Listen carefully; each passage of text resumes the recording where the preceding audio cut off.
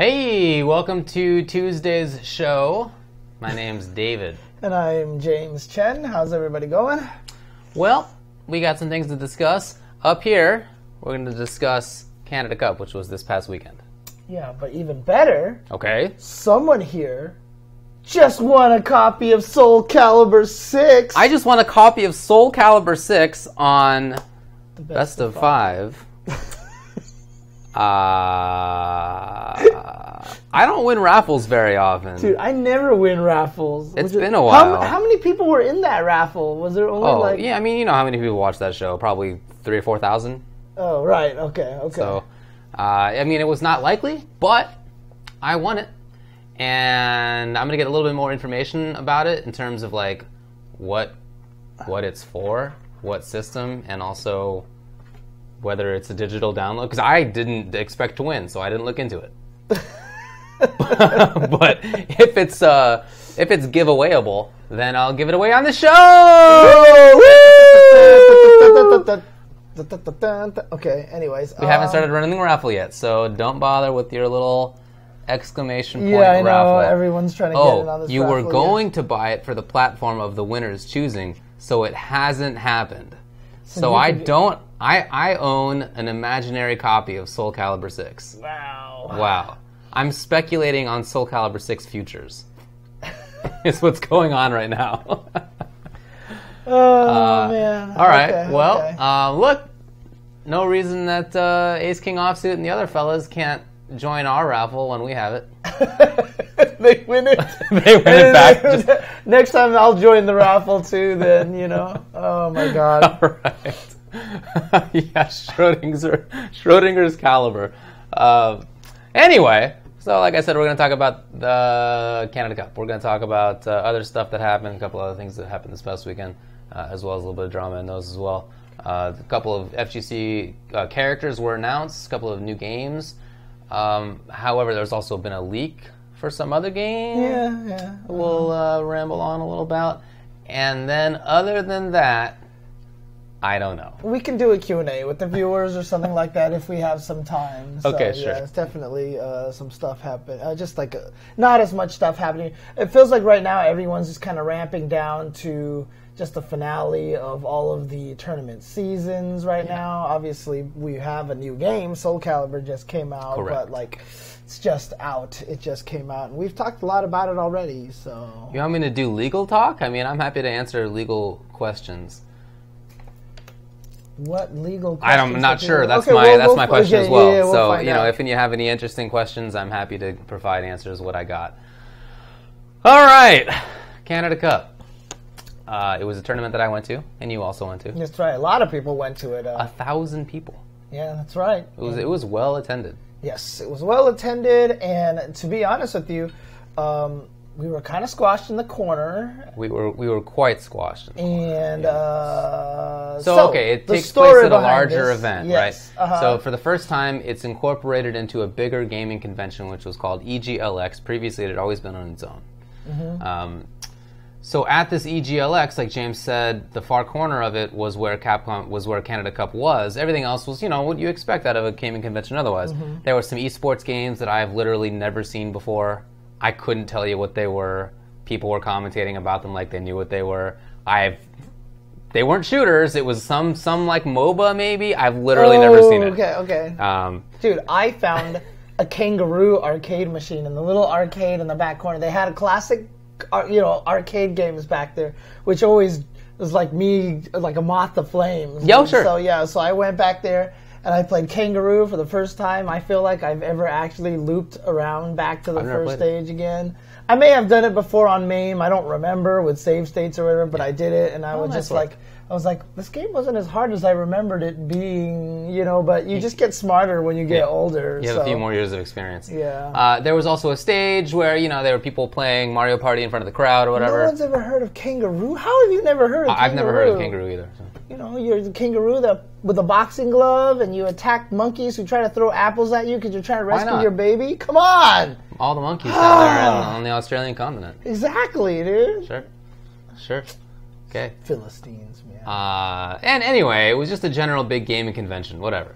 I bought some cool artwork. I think I forgot to tell you about it. Oh, you did buy some artwork. Yeah, huh? I bought some sick Ocarina of Time themed, like sort of shadow box art, where it's like a diorama almost. Yeah, okay. In like a deep set frame. Very cool looking, and I bought 4. One for me, one for my 2 brothers, one for my dad, because we all played it together when we were younger. Aww. And Hanukkah's coming up in a little bit, and I'm gonna fancy it up a little bit with my own flourishes as well. Oh no, don't do that. I mean, yeah, that sounds great. I'm an excellent. I'm gonna say artist, but yeah, maybe better. Yeah, creative. We'll see how the execution of it is. Anyway, this is the event that Canada Cup was in for the first time. So at this bigger event, finally a convention-ish kind of big old thing. convention. Yeah. Naturally, conventions have their own rules in terms of what the hours are and the like. And as the organizer, you're no longer the organizer of Canada Cup. You're no longer the organizer of the whole thing. Yes. You're a cog. Yes. To some degree. I don't know how much authority he had or not, I can tell you, but it's not as much as typically you do if you're running your own thing. Sorry, my expression has nothing to do with what David is saying. There's like a little gnat that's flying around on the TV screen in front of us right now, and I want to kill it. I can't help you on that. Yeah, okay. So anyway, in terms of what happened, there were, I guess to sort of go chronologically, many brackets ran late, pools ran late. I heard about bracket runners who didn't know that winners go on one side and losers go on the left, and so the minimum knowledge, and so they kept screwing up brackets, and many things had to be rerun. In fact, on stream, I'm not sure if I was commentating with you at the time, but there was a match that was one game took place, or one round took place at least, and it turned out that was wrong. Yeah. So there was that. Some of the pools ran a couple hours late / started way late. Some of the games did not get streamed at all until their top 8s. Some of the top 8 timings were unusual. Like Soul Calibur top 8 was like 9 in the morning or something on Saturday. I heard some people were running the brackets and the bracket runner disappeared for half an hour. Okay. Like, so people weren't even being called to the matches, and the bracket runner literally just disappeared and no one could find them for like half an hour. Okay. So some people waited like 3 hours between matches and stuff like that. So there was definitely a lot of really crazy things going on there. Because it was a big convention and it was being run in a big convention center, the Toronto Metro Convention Center. It was full at one point, and so people could not enter. Yes. Right. So there were people who wanted to play their pools, or who just wanted to go outside and get a bite to eat, and when they were trying to come back, they were not allowed in until enough people left that they could come back in as if it were a crowded club. Actually, on Saturday morning, I didn't have to commentate until I think it was like 1 o'clock or something like that. And no, it wasn't even until 3. Okay. And so I woke up late. I went to go eat lunch, and I'm sitting there eating lunch, and then Hanzo sends me a message. All of a sudden, like, James, can you get here now? You might not be able to get inside the arena because we need you here now. And I was like, what the hell? So, yeah, I managed to get in, but it's crazy that happened. I talked with some people who were inside but knew that if they left that they might not be able to get back in, who were hungry, wanted to eat, and didn't want to leave as a result. I mean, there was food in the venue, but, it's like con food. They wanted to go out and have some Toronto stuff, which is really good. I had some of the con food there. Oh, man, it was not good. It's just regular con food. I wouldn't say it was, like, worse than most. Did you have some as well? I had a falafel sandwich that I thought was edible. I had, like, a chicken teriyaki, which was not. Okay, bummer. Yeah. So, let's see, I'm just trying to go in my mind in the chronological order in terms of what happened. I guess then you get to Sunday. Well, there was just a lot of problems, a lot of things happening, difficulty running brackets and everything like that. I even heard like the ST guys had to run into a lot of problems as well. The team tournament was supposed to run and finish on a certain day, and it didn't finish, and so it had to bleed over, and eventually it was supposed to be finished on Sunday, which it didn't even do. It got finished at the after party. So there was a lot of scheduling issues even during the course of Friday and Saturday as well. For sure. And then Sunday came around, and it seemed like maybe things started a little bit late, but I mean, the biggest problem with Sunday as well was, I mean, Dragon Ball was scheduled for 2 hours. Tekken was scheduled for 2 hours. The blocks were literally 2 hours. And in fact, Super Turbo was supposed to be scheduled for its own time. We were supposed to commentate Super Turbo, and we couldn't commentate Super Turbo because it got scheduled at the same time as Street Fighter V, so all of a sudden we couldn't do that. But 2 hour block for Dragon Ball, I mean, you gotta schedule that thing for like 3.5 hours at minimum, right? Yeah, it's a slog. Like, so Tekken 3 hours, Street Fighter 3.5 hours, 4 hours, or whatever like that. You gotta make sure, so. Yeah. No, you're right. But then we found out that the venue would be closed and power shut off at a certain point. That point was, I originally heard, was going to be 6. I then heard it would be 6:45. Luckily, that didn't actually happen. But they did run a bunch of the matches for Top 8 and Street Fighter V off stage, not just off stream. It started at 5. It started 2 hours late. Then they ran matches off stage. None of it was streamed on Capcom Fighters. It was all recorded, so I mean, it'll all be out there. And it was also apparently broadcast to the Japanese stream. Yeah, and the Wi-Fi did die at one point in time. It came back. It came back, but it did die at one point. The screens actually, the big broadcast screens actually died at one point. So the players' monitors never did. But the big, like, everybody can see it kind of screens did die at one point. And then everyone ran up to the front and huddled around the stage just to see what was going on. Correct. This was not even with taking breaks, by the way. There were no commercial breaks during Third Strike, which was directly before SF5, because they were trying to speed things up. So, I mean, it was not a question of, commercial breaks taking too long. It was... organization. And Justin making Top 8. Lots of timeouts. Right. But yeah, again, a lot of stuff happened off stream, or off stage entirely. Well, and off stream, therefore. So, a bunch of issues. They had to take apart the English stream station because they needed the machines so that they could record the off-stream matches. Right. So that's why we did not get a chance to commentate it. Correct. Yeah. So we could not have commentated it for sure. However, I do wish that if there were a clean feed that they were sending out to the Japanese stream, that they had sent it out to somebody on Capcom Fighters as well. Yeah, I know. Like, I don't know why you couldn't have done both. Maybe there was some technical reason for that, but it doesn't seem like it to me. So anyway, there were a lot of issues. And I don't think that it's sort of neatly assignable to one party or another. You have to, of course, think about the fact that EGLX, which is the bigger convention that the tournament was in, set rules that were not fighting game tournament friendly rules, right? Way too little time on a Sunday, right? If there's any day that like an FGC tournament takes the longest, sometimes it's Sunday. Like, think about EVO, which is straight, like, it was like 8 a.m. to midnight on Sunday. For 5 games. Five games, yeah. So that can take super long. So that was bad news. The fact that it was inside a convention that had a whole bunch of other things going on, and so it was full, was another thing. It wasn't even super full. The convention. The whole convention center. But the fighting game section was packed. Like, it was like packed. It was like standing room only. There was just people in the back that were just chilling back over there. It was always the most crowded part of the whole place for sure. So anyway, obviously there's issues with EGLX and how it runs things. Right. That said, and as much as I like Lap and have known him for many years and the other people involved with it, clearly there were a whole bunch of organizational issues when it came to how Canada Cup ran things. Its scheduling, some of the bracket organizing just seemed not to be good. I forgot to mention this. Some players were assigned to play two pools simultaneously, or multiple pools simultaneously. Because of multiple games. Multiple games that they had entered. And also, Dragon Ball Fighters and Melee Top 8 were to take place at the same time.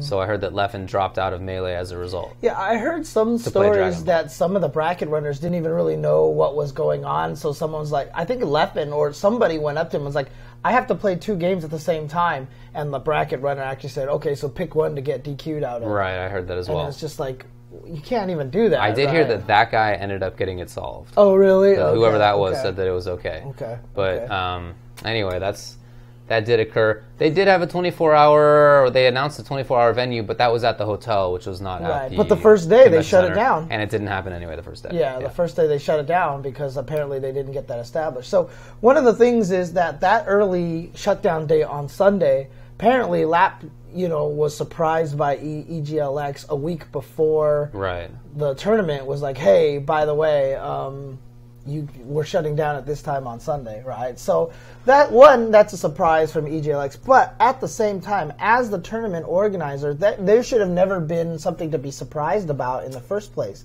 That should have been in the contract. You would think, yeah. Ahead of time, right? So if you're a fighting game tournament organizer, you've got to make sure that when you book a venue that they are going to stay open for a certain time, or you have to know the hard cutoff time. And if you find out what the hard cutoff time is, you'd better make sure that you do some fancy scheduling, like 8 a.m. start time, et cetera, and just make sure that you had all the time. So it was a bad situation. It was a bad situation. It was a bummer. So again, obviously EGLX some problems. Canada Cup, the way that it ran things, obviously problems as well. With respect to the stream on Sunday, like I said, I really wish that at least the clean feed had been sent out to Capcom fighters as well as to the Japanese stream for them to restream.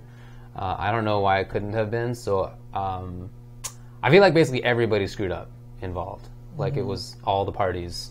Yeah. Bear at least a little bit of the blame for some aspects of it. Some, of course, more than others. And without the screw-up of one party, maybe another party doesn't have to screw up at all. But nevertheless, some decisions were made that I think were not the best. Yeah, I mean, at one point, it's like, I don't know. I don't want to sit here and say this, but I mean, I was saying this at the event at the time because I was just really salty and kind of like frustrated and stuff like that. Because like I said, we didn't get to commentate Super Turbo because we were going to do Street Fighter V. Yeah. We ended up doing neither. That's true. Right? So if we weren't doing Street Fighter V, we could have did Super Turbo, and so I'm actually kind of a little bit frustrated by that. I would have loved to have done, because Super Turbo Tournament Legends Finals is over there, super awesome. David Babona, who was on our chat last week talking about it, got all dressed up and might not have even been able to reward the. He was scared that we were going to run out of time, and he wasn't. Yeah, even gonna there was a cool belt, right, that you win for winning the Tournament of Legends, and he had gotten dressed up to award the belt on stage, but then he wasn't sure if he'd have time. He ended up working out on that. I didn't even know there was a limo. What the heck is the limo all about? Oh, yeah, there was a limo from the Marriott, I think, to wherever the after party was. I think that was last year too, but we missed it. Neither of us went to the after party. Right, yeah. But I mean, so the whole situation is like, I kept saying this when I was there, but I just like, you can't team up with other esports group organizations or something, because they just seem to have a very different mindset about how things go, because fighting game tournaments run long, et cetera, EGLX, they just put the fighting games in the corner, where I felt like there was a lot of like random spaces for like weird things going on over there, right? I'm talking about, there's literally some game, I try to pay attention to video games and esports. I've never seen this game, and it had 4 or 5 players on a team, and there were commentators, and it was done up. Right. And there was no crowd, and nobody was sitting there. I don't think there were even chairs set up, to be honest. There was one part of the floor that was taken up just by this little, Nerf gun obstacle course thing, army thing, just for kids to run around and shoot at each other with darts, which is cool, but still. That's right. Do you mean there was there was a little, not a cage.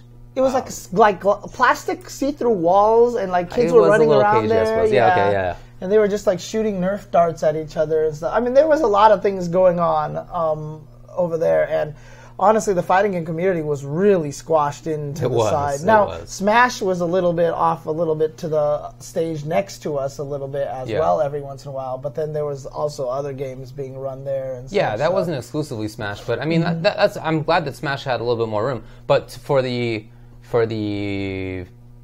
pools matches, they were just as scrunched as everybody else. Yeah. Like that wasn't any better for them, it seemed. So,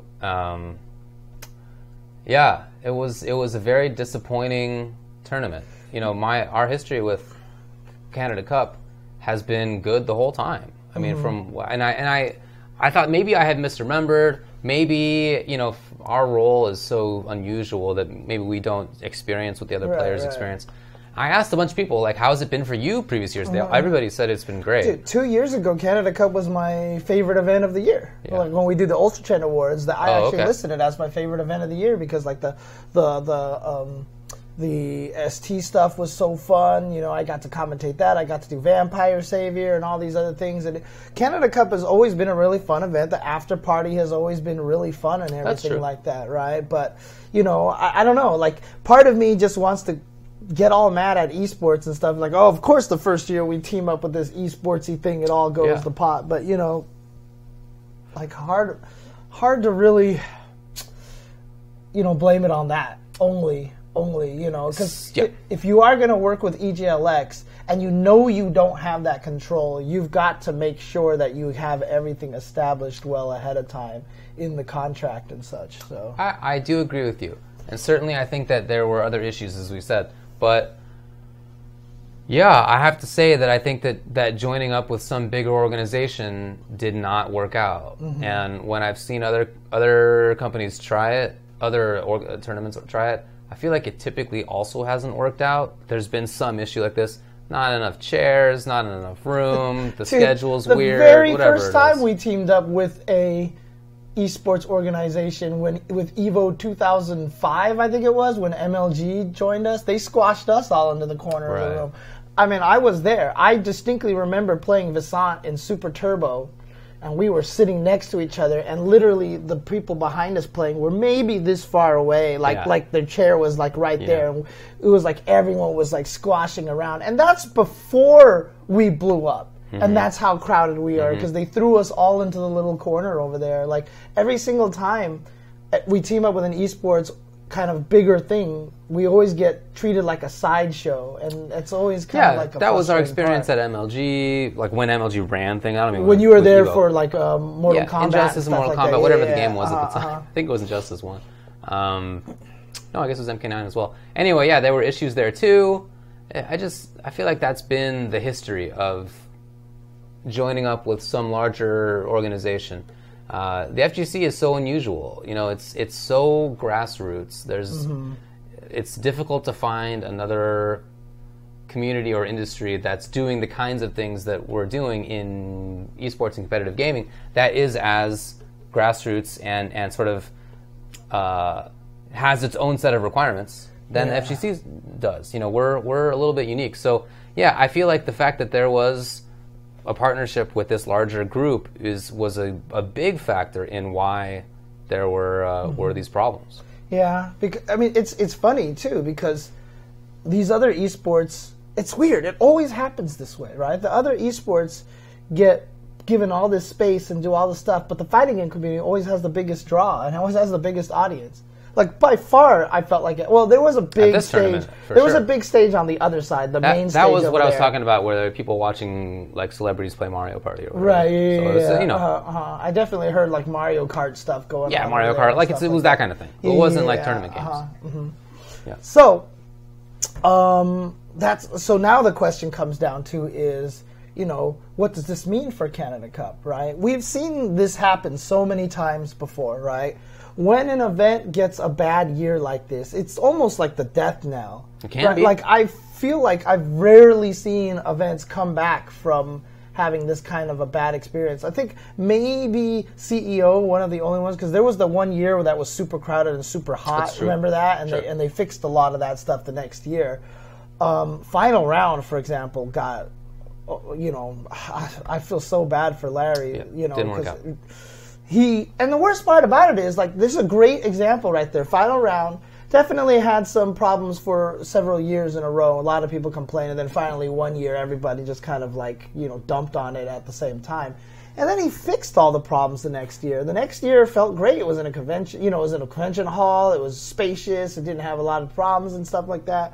And it just never recovered from that. You know what I mean? So, at this point, the question is, can Canada Cup recover from this kind of a situation, or do you feel like this could be one of those death knell situations? Because it's been successful all the time. Yeah. Last year had the Quackbot situation, right? So, but that wasn't Canada Cup's fault at all, right? Like relatively whatever. Yeah. So, but I don't know. What do you think about what's going to happen this year? Yeah, I would expect fewer people to go next year. I would also expect that it'd be much better run because, as we said before, Canada Cup's been well run. Mm-hmm. That hasn't been an issue to my memory, and I asked other people as well, and their experience had been the same, that it's been good in the past. So I think that I do expect that next year is going to be smaller. Mm-hmm. I also, Lapchi apologized at the end of the tournament on stage. He then said that he would have more to say about how they screwed up and what they would do better next time in the future. And as long as they do announce what they're going to do differently for the next year, and as long as they do carry that stuff out, I would expect that in a couple of years a lot of people would be back. Yeah. Because again, you got the old history. Then everything's fixed from this year. At that point, there's not much reason I feel to ignore it anymore. Right. That said, this next year in 2019, I don't know if it can reasonably be maybe a premiere, maybe it can be a ranking event or something like that. It's just I feel like if you're, and again, I really like the guys involved. It's just that I feel like there's probably got to be like some organizational. Some thing that comes sort of from Capcom, from Namco, and so forth, that tries to force a change. Right. I mean, honestly, I just feel like the EGLX experiment didn't work out very well. Clearly not. Right, yeah. Clearly not. So hopefully next year, either they're not with them, or if they are, it's a very different situation, with a lot more control on the FGC side. But what I also think is that maybe they tried to sort of grow too quickly, and that might sound silly if they ended up having less space, which they did. But there's a big trend in esports to get big fast right now. That's the larger esports world, and I don't think that's something that works in the fighting game community. I'm not convinced that it works in the larger esports world long term either, by the way. But I definitely don't think that it works in the FGC. So if you're trying to find a situation that puts a lot more money into what you're doing, if that's going to give you more exposure, that's great. But I don't think that it's going to be something that actually makes a positive impact. Right. And some people in the chat are mentioning this, and I was about to mention this myself. A lot of events have had bad years and never lost premier status. That's true. So I really don't think that Canada Cup's going to lose premier status next year. It's definitely a black eye there, but I feel like most Capcom usually seems to give an event like one extra chance unless it's something massively egregious, right? Remember when East Coast Throwdown had some bracket floating stuff, and they were taken off of the tour? That's right. Yeah. They were just removed from being a ranking event. Right. They weren't a premiere or whatever. But then they were back. Existed then. But then it's back now. It is, but it was a year off, right? Yeah, I mean, the thing about it is Canada Cup has always been very premier worthy. Sure. Because it had always established itself as one of the major international events as well because of the team tournament that he used to do, right? For sure. So he used to do the team tournament, fly out all the Koreans himself, fly out all the Japanese players with his own money and stuff like that. And so, like the Super Turbo stuff, there were so many, this is the first year that a bunch of those players came out. We saw Komoda here in the United States and everything like that. So, I mean, I don't think it's going to go anywhere. Obviously, the attendance will probably be a little smaller if Lapchi comes out and says, look, we're not teaming up with EGLX next year. We're going back to whatever, blah, blah, blah. Or says we're going to team up with EGLX, but this year I'm going to make sure we get more space and that we're going to have the time to run the events, etc. Going to make sure we don't have the same kind of problems. Because honestly, I felt like a lot of the problems were the schedule and spacing provided by EGLX. Yeah, of course. Right? So a lot of the tournament brackets running late, etc., etc. And even the 2-hour block for Dragon Ball, I'm sure he had more time scheduled for that, but then when he found out they had to shut down at 6, he probably just condensed everything on that day. And probably so. So, if he can say that, then hopefully it'll come back, and hopefully people will go back to it. I'm still sad that final round this past year was so poorly attended because I thought this year's final round was great. This year it was definitely an improvement. There's too many events for that to happen. There are too many events now. Even if you're just in Eastern Canada, there are 3, right? There's least that I know of. There's this one, this Toryuken, and then there's Montreal DreamHack. For all I know, there's more. I don't know that well, but and it's not like such a schlep out to ECT either. So it's even if you're just in that area and you have like one or two that you can go to next year, are you going to go to this one, or are you going to go to one of the other two or three? Right. And every part of the country has that. Every part of the country of the continent has that now. I mean, obviously, there's some areas that don't have anything. I'm sorry, Saskatoon. There's not, but but the point is that there's, in general, so much more choice now that if a tournament doesn't do well, you have other things that you can do as a player. That you're not stuck with one of 4 or 5 anymore. But it is the only premier. It is the only premier. Montreal DreamHack was. Oh, that's true. Montreal DreamHack was a premier as well. Okay. And plus another thing, too, is I really do think that, fighting games... I'm just saying, Saskatoon's out there. That's all. It's your favorite city, right? I was saying it's your. I've never been to Saskatoon. But look, I'd love to. Canada has a great scene. There's a lot of players out there. They did really well in the tournament as well. So definitely. I feel like taking one of these. I mean, DreamHack Montreal was. I mean, if I had to pick which one of those two to stay as a premier next year, I would probably pick Canada Cup, to be honest with you. Yeah, okay. Because we were at both of them, okay? And let's talk about fighting games as an aftermath. Okay, no. In DreamHack Montreal. Yeah, as an afterthought, I should say. Yeah. Right. We can talk about that. So we never really got into that.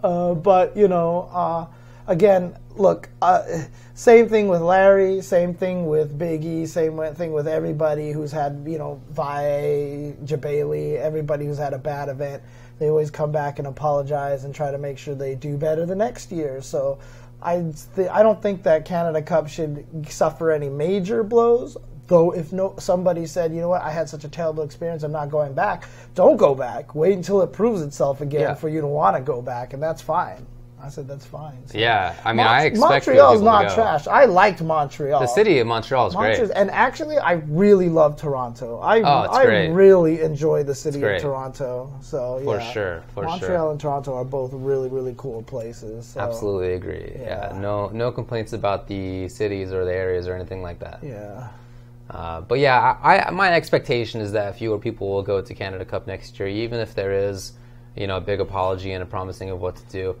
But if whatever is promised gets carried out, and I would expect it to be, because in the past it always has been good, then I think in 2 years it'll be fine.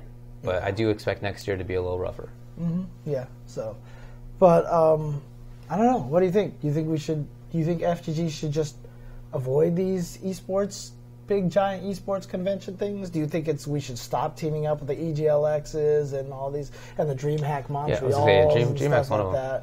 I don't know about stopping it entirely, but I definitely don't want to have a big major event that's been successful in its own right latch onto something else that takes it down a peg. Right. That was bad news. Mm-hmm. So I think, like I was saying, I think that there's a trend in esports to grow too quickly, and that maybe that can be.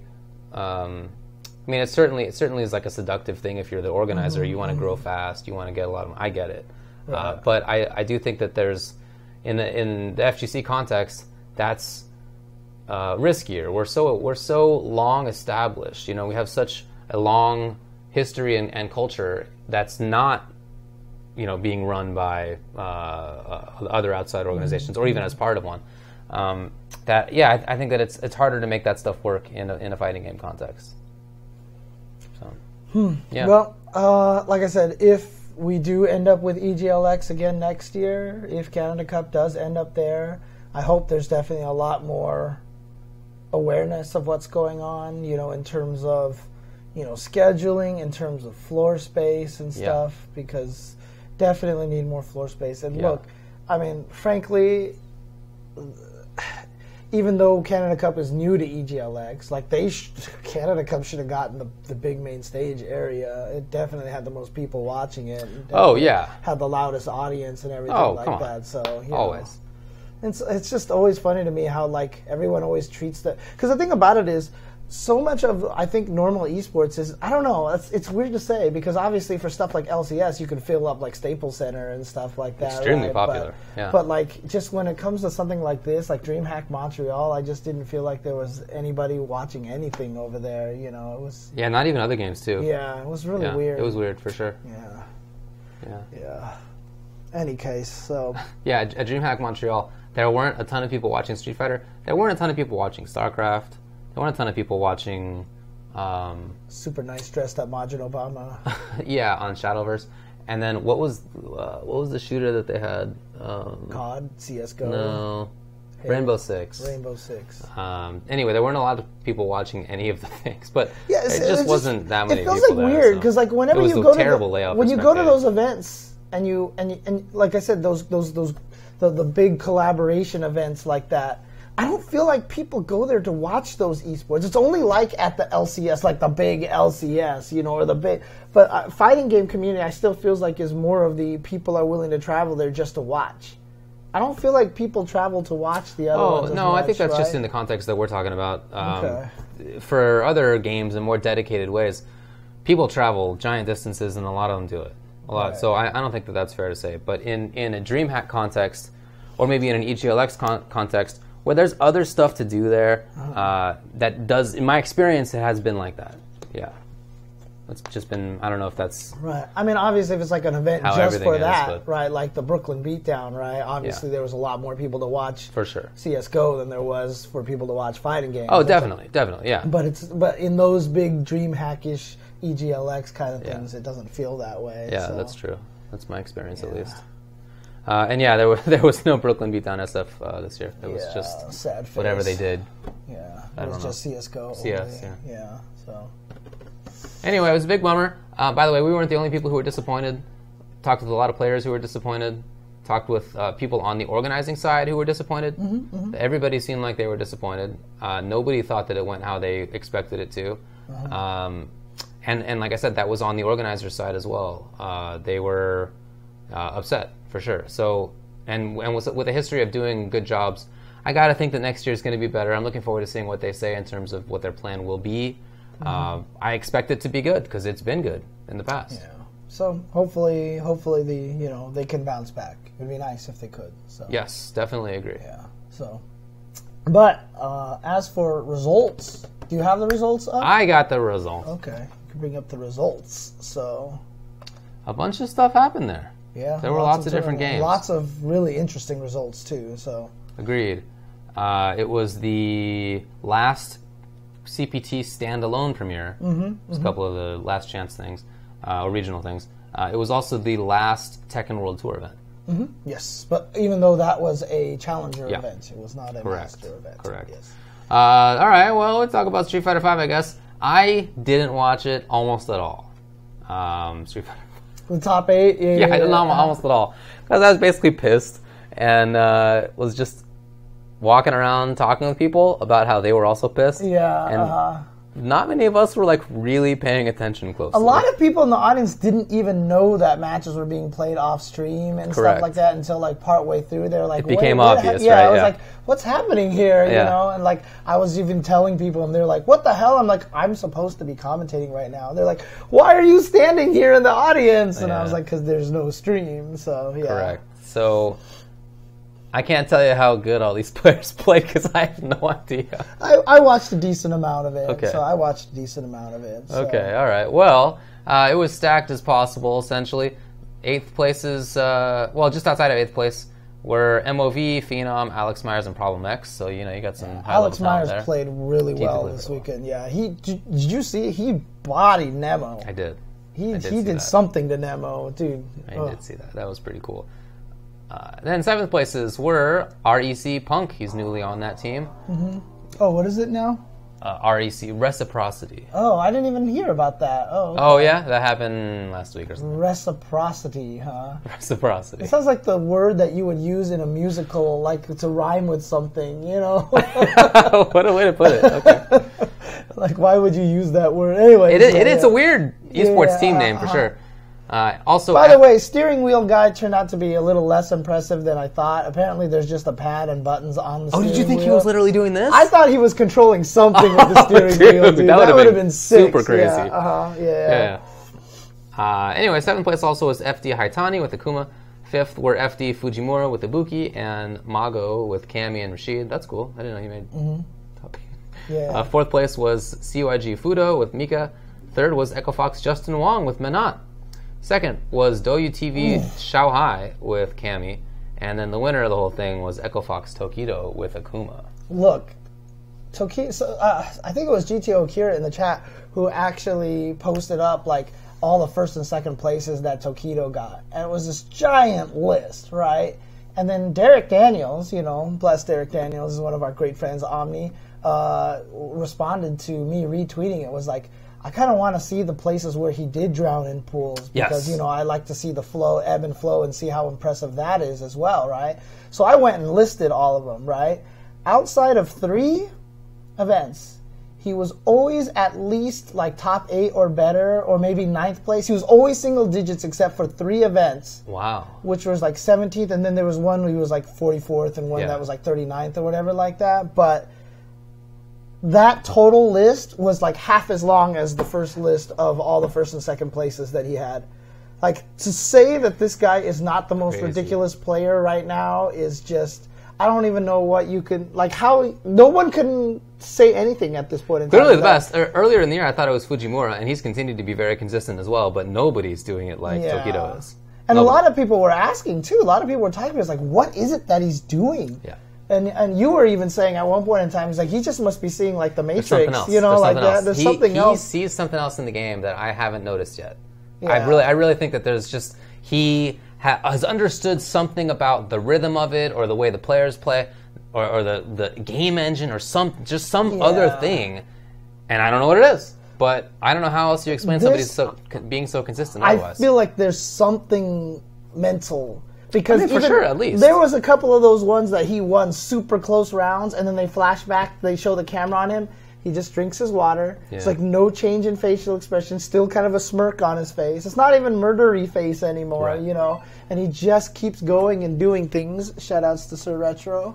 Oh, Sir Retro, he's Did Tokido really say it was his favorite Street Fighter? That'd be cool. Why was that scrolled so far down? But in any case, I feel like there's something that I don't know.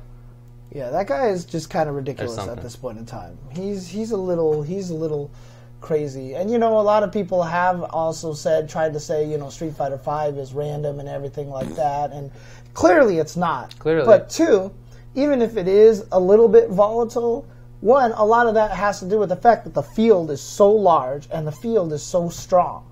And with that kind of a strong field, and with that kind of breadth of players out there that you've never heard of, and all of them are randomly good, that Tokido is getting 1st and 2nd at this many events is sheer madness. Honestly. You know who got 49th? Here's some players who got 49th. Sako. Jesus. Cool Kid, who made top 8 at Evo. Vanao. Jiwa, Shine, more. Jesus, that's crazy. It was just a really, really strong tournament. Yeah, I mean, very Akuma's obviously a good character, but anyone could pick the character. That's not the issue, right? Yeah, other people play Akuma. Yeah. Anyway, good job to him. He's the best. What can you say?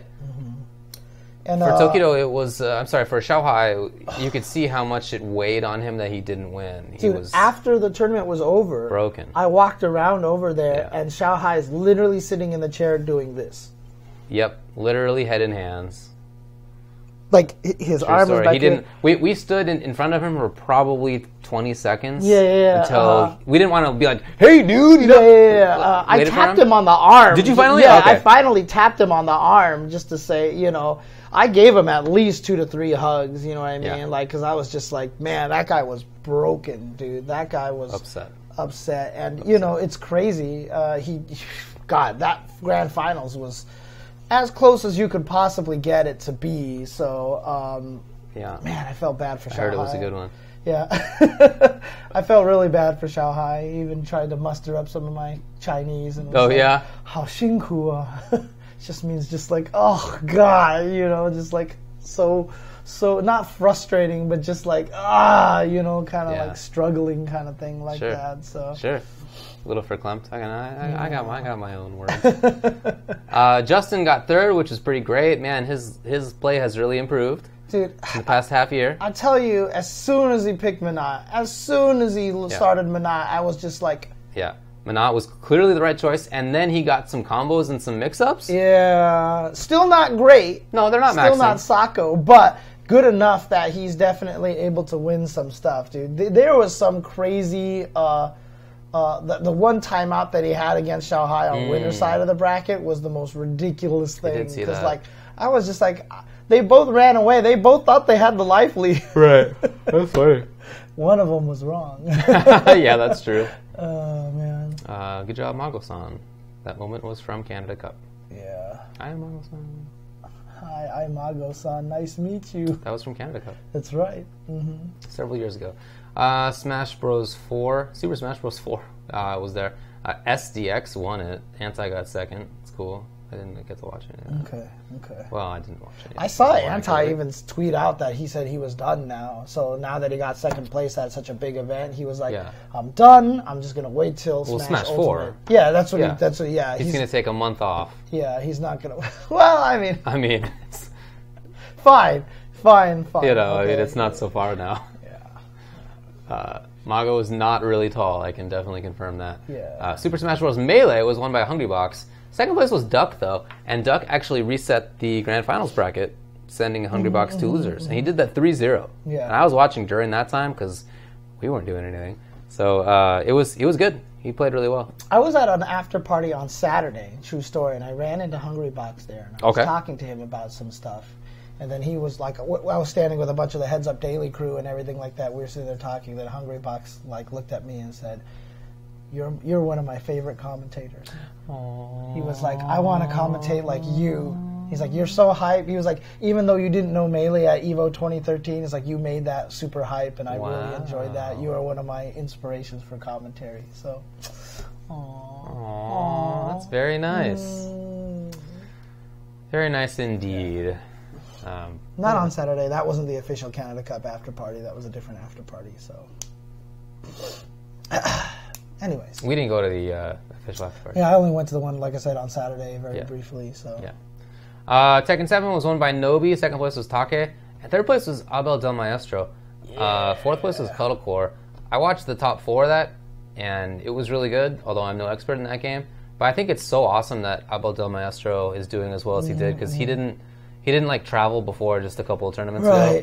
And in retrospect, you got to think that if he had been traveling, that he would have made it for sure. The Tekken World Tour Finals for sure. Playing. He's super good. I mean, I think that's the reason why he came to Canada Cup. I think he just wanted to try to win it, and if he won it, I think he would have gotten enough points. Okay. But I don't think he did. He didn't. He did not. So he's not going to make it to the Tekken World Tour Finals, but he played like a champion, getting third place. A lot of strong players there. He's going to the Last Chance. Oh, he is going to the Last Chance. Oh, yeah.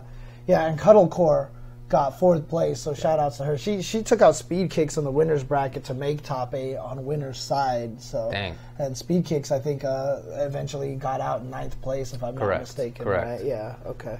I also heard on Best of 5 earlier that because Cuddlecore beat Run It Black, Run It Black could have, if he had placed higher, gone ahead of Jimmy J. Tran in the overall points and therefore qualified. But because Cuddlecore beat him, he doesn't qualify. Instead, Jimmy J. Tran qualified. Yeah, so Cuddlecore basically, and they were, as a tweet that I saw mentioned, they were on the same team at E-League. Right. So Jimmy J. Tran helping Cuddlecore. Now Cuddlecore just turning the favor. There you Pretty go. cool. So, yeah. Dragon Ball Fighters. Sonic Fox won it with Hit Bardock 16, but Grand Finals was with Kazunoko, and it was basically Sonic Fox. I watched some of that. But Leffen got 3rd place, which I thought was pretty cool. Yeah. That was pretty cool. He's always talking on Twitter about how he doesn't have competition over there in Northern Europe. Yeah. And yet he's still doing super well. Yep. So impressive work. He's just a smart I mean, look. He's a good player. I don't know. We'll get to the results later on, but some of these fighting game players, they're just geniuses when it comes to fighting games, right? Obviously, Soul Calibur 6 results coming up next.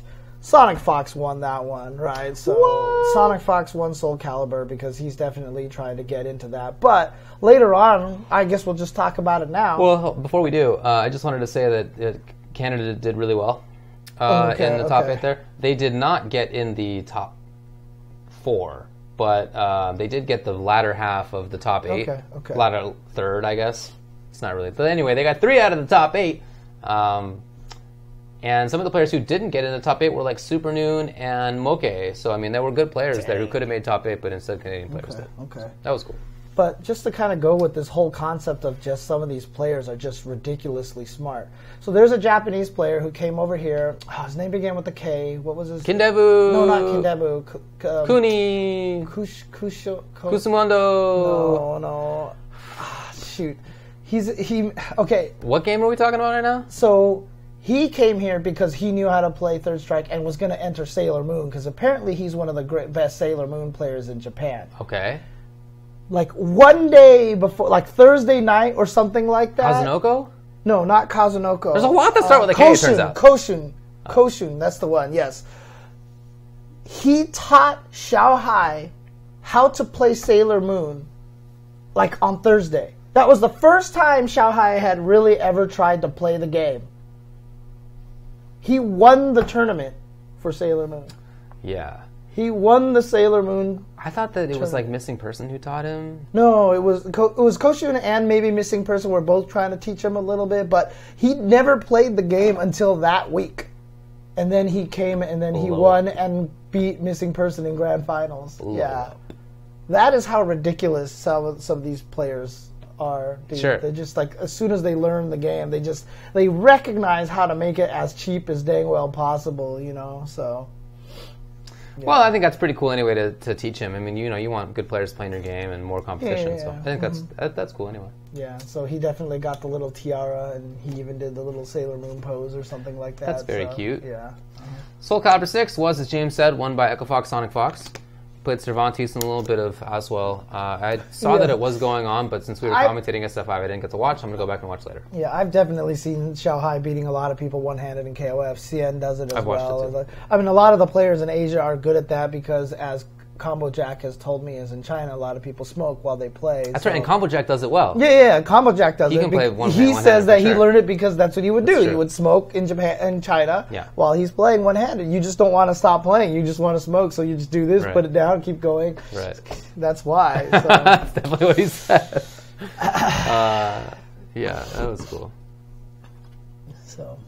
Anyway, Reptile got second with Nightmare. I'd like to go back and watch because there was really good character variety in this. Cervantes, Aswell, Nightmare, Siegfried, Sungmina, Sophicia, which I'm going to continue to say, Voldo, Taki, Astaroth, and Xianghua were all in it, which is pretty wild. That's really good. That was all top 8. Good. And Ivy was 9th place, etc. No Killick, though, huh? Yeah, but, it's at least the fun characters were in there. Super Turbo. Super Street Fighter 2 Turbo. Tournament of Legends, really awesome. So many players from Japan. And the craziest thing about this one is that last year and the previous years, Shogatsu, Kusumundo, Matsun came. I think they've been here. This is like their 4th year or whatever like that. Yeah. They got top 3. I mean, yeah. It was just, they were just modding everybody, whatever here. Yeah, the West sucks. Yeah, this year, Komoda showed up. The 2 guys, Fusuke and Nakano Sagat from CEO showed up again. Dude, they're just like, let's go back to the United States and play. Free money. Or let's go to North America. And then, like, Damn Die was there for the last chance qualifiers. Like, all these people showed up. This was a bloodbath because the results were everywhere. Dude, this is just telling you where this game is starting to get at this point, that it's completely crazy. Like, the results are wild this year. Yeah, man. So. Killer Miller started off the top 32 by 3-0ing Kusumondo. 3-0 with a walk-up super.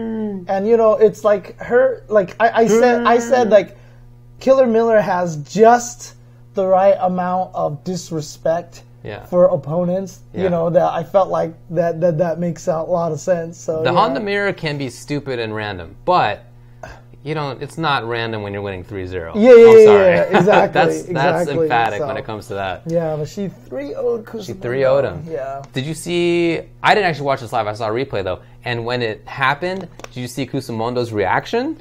He was upset. Oh, was he? I mean, it seemed like... I don't know if it was, like, feigned or what, but he seemed upset. Oh, jeez. Like, he couldn't believe it. But, nice job to her. She ended up finishing 9th, but that's not so bad because other people who finished 9th were Damdai and Daigo. She placed higher than El Trouble. She did. But El Trouble lost to... Matsun got 13th. Mm-hmm. Yeah, the winner of the last two got 13th. Yeah, outside of top 8, Damdai, Daigo, Matsun, as well as people who've done great in North America like Crossed and... And I like, when I saw El Trouble wasn't in top 8, I was surprised. Though, he did lose to a really good Vega player. And a Claw player, I should say, and he lost to Nuki. So I was like, oh, Chun and Claw, of course, they're the ones that ended up beating him. So, Murasaki Vega got 7th with Bison. Orf also did with Ryu. Komoda and Lord Jimmy Bones got 5th.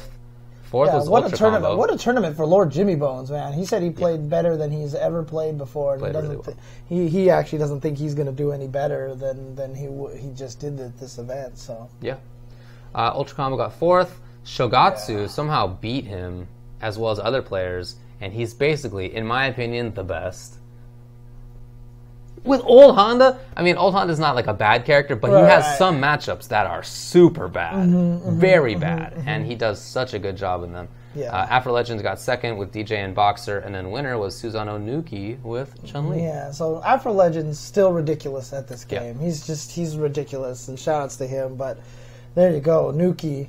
He won it at CEO. He won the lion's share of the 7,000 prize pool for the 30th anniversary tournament, and here he is taking Super Turbo here again as well. This guy is ridiculous. Did you see that highlight clip of him going up against Daigo? Like, he stunned him and then he threw him and drained off like a fourth of his life. He got the upper bound of the random damage. Yeah, I did. Well, actually, Flo actually tweeted out that NKI told him like 20 years ago that if you tech the throw with against Chun-Li, that it might end it like was at the end of your life. Like, there's a chance it'll do extra damage and kill you, or there's like some weird glitch, and I didn't hear about that. So first time hearing that. I wonder if that's what happened there. So, but Chun-Li's throw does as much as a jab SPD.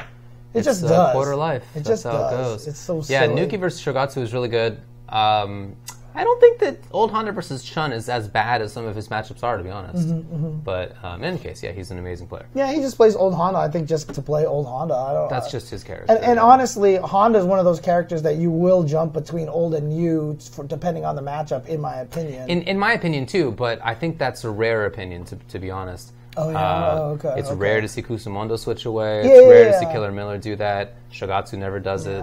So I don't know. That's my take, but that might just be like a weirdo's take. So. Anyway, BB Tag also occurred. Kazunoko won it with Ruby and Gord, but FNM, and James would translate this name as please, I believe. That's what we were saying. That was your translation. Maybe. It was Mange Mon Pipi, which is translation for basically not very nice words,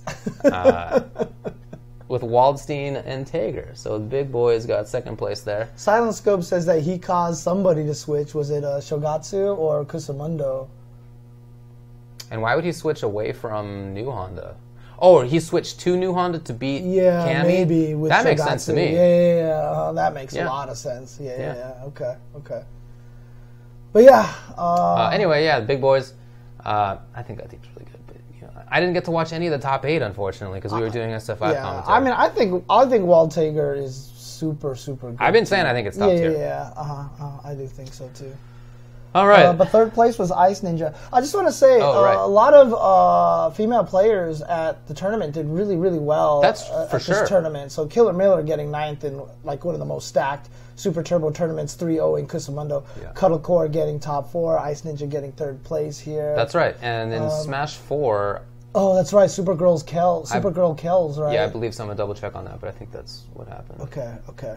Yep, she got 5th. So yeah, a lot of really strong performances by the female FGC here this weekend. Yeah, so, man. Good stuff. It's great. I'm really happy to see it. Yeah. Okay. Third strike. It was the... So apparently Karina / Ice Ninja is the best player at Toronto's weekly at BB Tag. I believe it. She was doing super good. Very good player, it seems, well. yeah. Yeah. That was really cool. Nice to meet you, by the way. Third strike. 7th places were Ak Urian. So he's a Canadian player. He's also a male model. He's a male model, it turns out. Dude, his hair was flawless, dude. Yeah, his hair was ridiculous, dude. Seriously. Also, Yuki, who's an American player. Both those guys have played in Japan with Yun and Ken. And then Keen David got 5th place with Ken, Chun, and Yun. And remember, he got 3rd or 4th at Alpha 3 at SCR as well. So, yeah. Pretty good. Another guy who's like super Vanau got 5th with Ryu. Frankie BFG 4th with Ken. Dude, he was playing crazy. Played very well, he was playing super well. So Agreed. Yeah. 3rd place was Susanoo Kuni with Ryu. With Denjin, I should just say Denjin because it's a different character. Vanau got 5th with Denjin also. Then 2nd place was Graft MOV with Chun, and winner was Susanoo Nuki with Chun. Yeah, Nuki's kind of good too. Very good player. Kind of good. Yeah, that grand finals was so good. Yeah. Man, the footsies in that Chun mirror, and especially how those guys played it. One of them the more offensive player, one the more defensive, so they have like their own styles.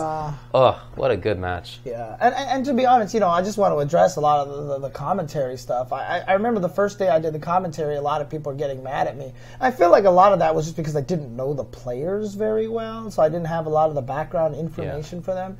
There was a few things like I wasn't sure about some matchup knowledge. I wasn't sure if some combos were working. But honestly, like I still felt like I knew a lot of the crazy details in Third Strike because I've watched the hell out of that game a long time ago. So I don't know. I thought top 8 went really well. I thought top 8 commentary went well too. Yeah, I thought it was good, but it's not for me to decide. It was really cool to see that players have kept up the game and not just have like kept playing, but they're really good. Yeah, like the scene has definitely continued. It didn't freeze. Yeah, one of the things that Fantastic did mention though was that one of my problems is that I still probably do have 2007 tier understandings of Third Strike, and just like Super Turbo, the game has changed. Like if you haven't been keeping up, you don't know Fei Long is higher in the tier charts, right, and stuff like that. So, but the funny thing is a lot of what did you say it is? I don't know. I'm not even sure. Like people, because like I was even saying like Yang is almost like 3rd or 4th at this point in time. Because I know a lot of people are. That seems like too much, but he's a good character. Yeah. But the funny thing was like, oh gosh, what was I going to say? There was something I was going to say, but never mind. It's fine. Yeah. So. Yeah, I wouldn't say that, but he's a good character. Because I remember talking about that to somebody before, and they're like, "Oh, Yang is like getting up there to like 3rd." Because I kept saying that it was the Holy Trinity, right? Which was Chun, Yun, and Ken. Yeah. And someone actually told me one time, a Third Strike player told me that it was like Yang is getting up there, but it's probably just Hakan's top 10.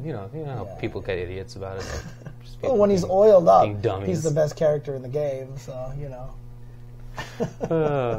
Anyway, it was a blast to watch, and if anybody did watch it and enjoyed it, then please let Capcom know. They are looking into maybe doing more with Third Strike and Super Turbo and the alphas next year, but they want to see people's feedback first, see if there's actually interest in it. So please let them know on any of the social medias that you'd be interested in seeing more, because I would certainly like to see it myself. So Naughty Senpai asked me a funny question. James, are you allergic to cats? You're always sniffing and snorting at home, but never on tournament commentary. I am, in fact, actually allergic to cats. Why did you notice? Amazing. That is a really good call out, actually. Yeah. No, I am 100% allergic to cats. Yeah, and I'm always taking allergy medication when I'm here at home. So, yeah, I'm allergic to my own cats. It's actually true. I don't really sniff it that much. I don't even pay attention to it. I don't even notice. Maybe I'm just too used to it. That's actually really funny. Good call. Good call. So, yeah. Good call. Anyway, please let Capcom know if you are interested. By the way, people who didn't make top 8 were like Justin, Alex Valle. Oh, yeah. I don't think Ricky ended up playing, but... oh, really? I thought she was in She definitely entered, but I'm not sure if she played. Also, Chirithi made 9th place, eliminated by Ak, unfortunately for him. It's a Canadian kill. Although it's Toronto versus Montreal, so they have their own rivalry there. But anyway, I thought that was really cool. Kazunoko won Guilty Gear. Lost Soul got 2nd. Good job to Lost Soul, yeah, of course. A lot of people were saying Kazunoko was probably going to run away with it, and I felt like Lost Soul was pretty much the only chance, really, to take him out. So. Gotcha. Ultra Street Fighter 4 was won by Bugera with Ibuki and Dudley. Second place was Commander Jesse, who's listed as Dawson, but I think it was he played just mostly Sakura. Yeah. Maybe he played Dawson in the top 8. I didn't watch that. Stormkubo Hugo got 3rd. There was this one dude. Oh yeah, that's right. Me and Saltine got the top 8 with Zengi. Nice. This one dude, Gentle Step, who played Sakura and Dudley. Yeah, he was good. He was super good, and I don't remember that name from back in the day. So maybe he went by something else. Maybe I just didn't hear about him living in different parts of the country. I don't know, but yeah, I thought he was really strong.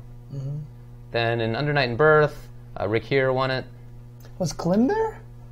Doesn't look. He's not in the top 8 at least. Interesting, because he's from Canada, isn't he? Yeah, but I believe Western Canada. Oh, right. So it's just very far. For people don't know, traveling within Canada, like sometimes it's cheaper to fly to the States and then fly back to Canada to get across Canada. It's kind of silly. SF4 Sakura is definitely stronger than SF5 Sakura, and also way less janky looking. Yeah, a little janky looking, but way less janky looking. I mean, the one thing that I will always say about Street Fighter 4 when I go back and look at it now is that game is ugly. Yes, we knew it at the time. Yeah, but we just got desensitized to it. Honestly, we just got so used to watching it, but now that we go back, because I still remember when the first screenshots of Street Fighter 4 came out, I was like, why does everyone look so ugly? I know, like, I remember the same thing. Why does Ryu look terrible? Why does Honda look so terrible? And then we just got used to it. It was like, it looks better in motion, and da-da-da-da, and then we just got used to it. 5 actually looks pretty dang good, and then we go back to 4 now, and I'm just like, God, 4 is ugly, dude.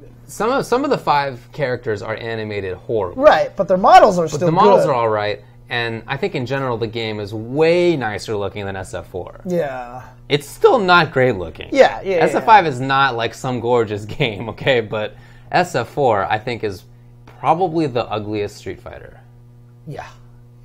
Right, at least the Capcom developed ones. Yeah, right? I'm not talking about like EX. Maybe not EX, like that, but the Capcom developed ones.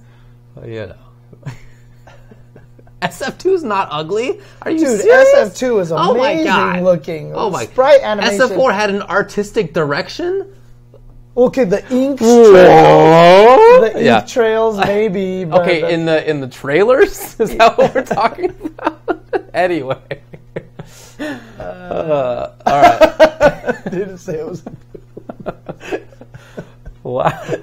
Oh man, I get what he means though. Like there was that ink theme stuff like that, whereas 5 doesn't really have any theme at all whatsoever. Yeah, but anyway, we're not talking about like the best looking games in either case. Yeah, exactly. Third Strike is the best. Third Strike is the prettiest Street Fighter. Oh, without question. What a work without question. Of art. It's the prettiest graphics, the sound. Oh. Still don't think it's the prettiest Capcom fighting game ever. You're talking about Darkstalkers. A Vampire Savior. I think that's fair enough. Darkstalker series, So fair enough. Yeah. I mean, mine's a third, but I think that's second, maybe. Like it's, if I'm going to say Vampire Savior, it's like Third Strike right here. I just like Vampire Savior better because of it's just the craziness and stuff. No, I like get it. that. I think it's amazing. So anyway, Sailor Moon S was won by Xiaohai. Second place was Missing Person, as we had discussed. BBCF was won by Psychotic with Carl. KOF 14, guess who won it? You're correct. Xiaohai? Correct. KOF 98, guess who won it? That's right. Probably one-handed, too. I didn't actually watch any of the team tournament, which is a bummer because that has always been such a big part of Canada Cup, but as we discussed, it was not really viewable in the same way. So Team Japan won it, which was Tokido, Daigo, Gachikun, Fudo, and Fujimura. Jesus. Not a bad one. There was a Team Japan 2. There were other teams as well. Second place was actually Team USA 2, which was Knuckle Dew, CJ Truth, Cool Kid, Shine, and 801 Strider. And third place was actually Team Toronto, which might be the best Canadian finish in one of these top 5s. Yeah, because I'd have to go back and look it up, but that might be it. Canada hasn't done well in these. They have not. They definitely have not. And that was Brutus with Give, Vast N with Vega, Sabur with Urian, LES with Bison, and Ceroblast Ken. Yeah. It's listed as Team Toronto, but I'm pretty sure Ceroblast is from Vancouver. Yeah. Okay. All right. That's about that. Anyway, we talked about the issues with it. I hope next year will be better. Not too much to say about what we expect from next year because they haven't addressed that in public yet. Yeah. And one of the things that's actually coming to bear that I think is a problem is something that I've worried about before. It's like I had a whole episode on this where I am actually kind of worried about the FGC because there's so many good fighting games now. Right. When you have this many good fighting games, you just run into the fact that you're never going to make all the communities happy. Someone's going to get screwed. And in this case, most people got screwed. But like a lot of it is just because you have so many games to run now. You know, back when it was just like 7 good games, 8 good games. Like when you had 10 good games, you know, and you're like, whoa, this is tough. But now it's like 15 games that legit all deserve like some real stream time and stuff like that. Or, you know, 16 games. It's hard on tournaments. And I'm starting to think that some of these events have either just like they just gotta just drop some games at this point in time, because trying to make everybody happy just makes nobody happy in a weird way. So I know what you mean. it sucks. I don't want it, because the problem is the games that are going to get dropped are going to be like KOF 14 and stuff like that, and I don't want that to happen to KOF 14. But it's just I don't know what you're supposed to do. I heard that. Oh man, who won it? I should have started the sentence after I remembered who it was, but I was so sure that I would remember it. Katana Prime won Injustice. Oh yeah, that's wow. right. Yeah. I wasn't looking at James, and then when I did, it was a shock. Wow, what an expression on your face. I wasn't going to say anything until you remembered. I was just not going to move the topic. I'm really glad I wasn't looking earlier, too. That would have made me forget for sure. But I heard that there were 17 entrants for Injustice. This is the reason I bring it up. That game's not doing well. Oh, that sucks, dude. That sucks. Well, I mean, let's hope MK11 shows up at some point in time soon. Yeah, unless they announce that it'll come out before EVO, it seems certain that NRS is not going to have a game at EVO next year. MK versus DC2. Yeah, maybe. I think that'd be cool. They could make it cool. That game was a pile of garbo, but they've been making good games. Yeah, so exactly. It would be cool to see like a good take on it.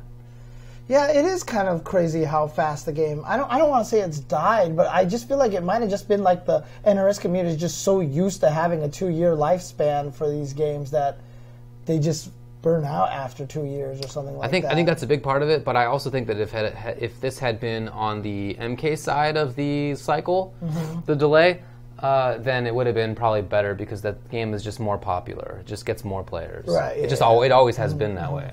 But yeah, no, I think that's a big part of it. We've addressed this in the past. I like the game a lot myself. Many people don't feel the same way. So. Well, most of the people who don't like Injustice are people who've never taken the time to learn it or play it. True, and stuff like but that, even right? within the community, there's a lot more love for MK than for Injustice. Okay. Yeah, maybe if it had an art direction. I'm eating my fingernail. That's what I'm doing. I still bite my nails because I'm a stressful person, and that's just what I do. That's it for Canada Cup, I think. Yeah. Okay. All right. Let's talk about some other results.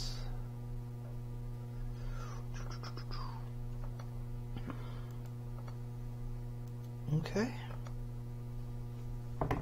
Well, like the only one that I have is this Thailand game show one, which was where there was a DBFC tournament. Okay. Let me get the results. Because they had more than that. How could they announce MK11? They're only on Mario Kart 8. What? Tekken 7 there was won by Book, which is cool. It was pretty good, it seems. What would you think if it was a Mortal Kombat game that came out, but it was team-based? That would be cool. Why not? Because remember they had that team mode in MKX? I do, in right? MK9. Oh, it was MK9 that had that. Yeah. What if they actually made a team-based MK? I played the team thing a little bit, never super seriously, and it was very broken. Some of the assists were just too good. But yeah, I thought it was fun. Right. Okay. That would be actually kind of cool. Yeah, why not? I think that would be sick if they did that. Because then, could you imagine if they made it so that there's like a multi-fatality based on the 2 people on your team if they're still alive, and like they would actually do team-up fatalities that every pair is different or something? Dude, like there would be some wild stuff going on in there. So. Yeah, no, Paul B is absolutely right. NRS has learned a lot of awesome lessons from MKX and Injustice 2, so I expect whenever MK11 or whatever that game comes out is, I mean, Ed Boon's obviously tweeted out stuff like, oh, look, this is the 11th one of this, and stuff like that. I expect whatever comes out is actually going to knocked it out of the park. So I just hope that the animations are good. Yeah. We'll see. Also, maybe have a soundtrack, considering, maybe. But yeah, I'm sure the gameplay will be great. I mean, you got to learn the lessons from NBCI too, right? I hope so. Just make crappy music, and all of a sudden the game just is not as hype anymore. Dude. I hope so. Soul Calibur 6 at this event was won at Talent Game Show. Was won by TJ Sun Goki. Okay. Cool. I don't know what character he used. Then first place in the DBFZ tournament, which was a radar event, was Nikki E. Second place was CGP Alden. Now, I didn't watch any of this. However, I did hear about it because there was an issue. Was this a ranking event, or was this a saga event? Or? It was a radar. Radar event. I mean, yeah, that's what I meant. Radar event. Yeah. Okay. The reason that I bring it up was that there was a head-to-head setup that the players were supposed to play on that actually had one side of it being with noticeable lag. And that's correct. They flipped a coin for the laggy monitor? One player had to play on the laggy monitor. Are you serious? Now, what I've read was that after a while of, haranguing and being upset and all that stuff, they finally just played side to side. Yeah, I was about to say, right? Why couldn't they have done that? I need to do that puppet animation gif where he's just like, that one? 'Cause I can't believe they did that. Yeah. Holy crap. Yeah, crazy. Shout out to Shadow Boy for the subscription. Dang. Yeah, that's wild. So I don't know what the deal is with that. Obviously, that's a terrible choice. Oh, you were there at Canada Cup, Shadow Boy, but you were too shy to say hi. Look, we've said this a million times. I always hear that I'm very intimidating. I say this. I've heard people say that. You're the one who told me. I wasn't kidding. You told me that from other people. Yeah, people come I'm up just to me. sitting there, so I'm happy to talk. But I tell everybody, just make sure you come and say hi to us. Make sure you come say hi to us whenever you see us at an event. So that's right. See, GTO Kira says James is a cool dude. James said nothing is a cool about dude. David. I see. Nothing about David. See, there you go. Okay. It's because everyone's scared that if you walk up to them, you're gonna fart on them or something like that, or like fart on their pillow or something like that, or wipe your butt and put the tissue in their DS and stuff. What? What a terrible thing to say. I can't believe you just made those things up. I look bigger than I am on stream. Wait, I am bigger than I look on stream. So does the camera take off weight? I'm pretty sure it's supposed to be the opposite. Eric Mann says you're pretty intimidating. Anyway, those are things that I have done in real life. Well, no, only with my brothers. It wasn't something. Those weren't all stuff you did. Some of them were just your brother, right? Or that's true. My brother's the one who wiped his butt and put the toilet paper inside my DS. That's the true story. Well, Saga T has cheered, giving us 7 bits. So a woo to Saga T. Well, oh, wait, what? We got 7 bits from Saga T. Oh, sick. Woo! Okay.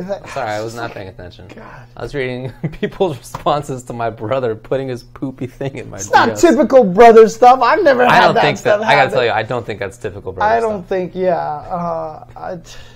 that is definitely not typical brother gnarly. stuff. Anyway, after this dude pointed it out, Alden, on Twitter, the organizers of this event then basically ripped on him on Facebook and were very combative about it. I saw some of the Facebook posts, and it's all in Thai, so there was some translations that I hope were correct, but they were like mean about it. They were talking about how he was just upset because Nikki beat him. And he was like, I don't mind losing to a better player. Like, that's not the issue at all. It's just that it was a terrible situation. Right, yeah. Which seems right. So I don't know what the deal is with that. But, speaking of events that should probably not be on whatever the tour is in the future, definitely not. That's, considerably worse. That's just like an intentional stupidity, right? It's not like, sorry, everybody, we screwed up the scheduling or whatever. You have created a setup with laggy monitor and you forced people to play on it, and then you ripped on them when they said that they didn't like it's come on. Wow. Okay. I was not aware of this situation at all, so this is all catching me by surprise. Yeah, it's not a good situation. I mean, I like the fact that Tekken and Dragon Ball have gone out of their way to try to include smaller events all around the world so that they have more opportunities like in Latin America.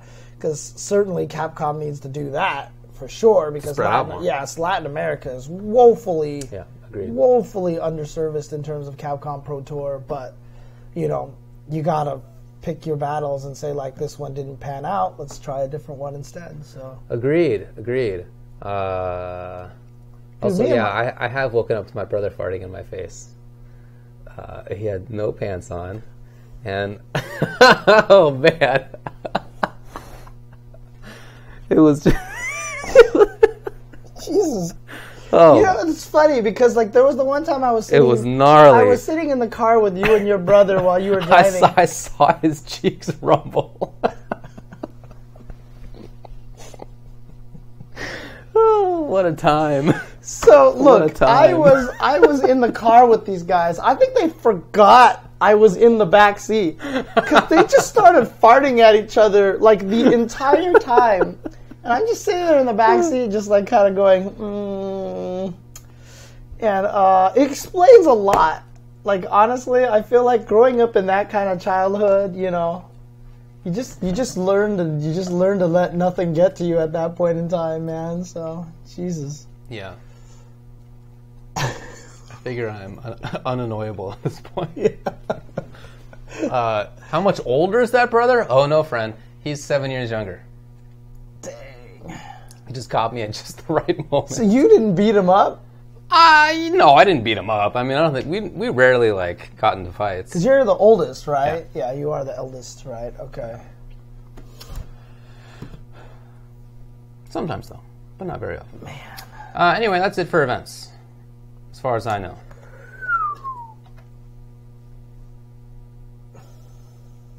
That is interesting, family. Shout outs to T-Skills for the subscription. The Fartillery. Wow. Oh. I like that. Okay, I like nice. that. Good job, Swagenheimer. Nice. So. All right, anyway, that's enough about events. Let's take a break. And whatever else we were talking about there. Let's take a break. I think we need to break some wind. I'm feeling just fine. Okay. And I'm going to drink some water. All right, we'll be right back, guys, after this break and with some more stuff. Oh, jeez. Go to the break, please.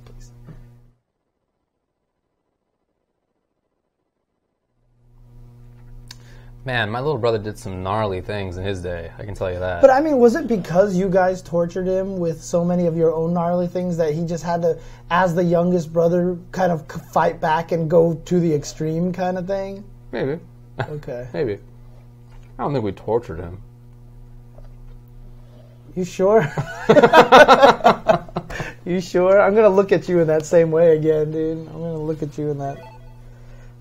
to be fair, you opening your eyes and seeing me look at you that way is a lot better probably than the cheeks, the rumbling cheeks when you opened your eyes. One time we had a little pool party. There's a pool there nearby. And I don't even want to hear this. Okay, all right. Well, anyway. Shout outs to Pair Testes. One of my friends went under the water for a little while, and my little brother knew exactly where he was going to come up. He had the little spigot out, peed right on that spot. Wait, he peed right on his head. Into the pool? Yes. That happened twice. In two totally separate occasions. Oh. Imagine being that friend. You're just at my house, just trying to hang out, have fun. This wasn't even to a brother? No.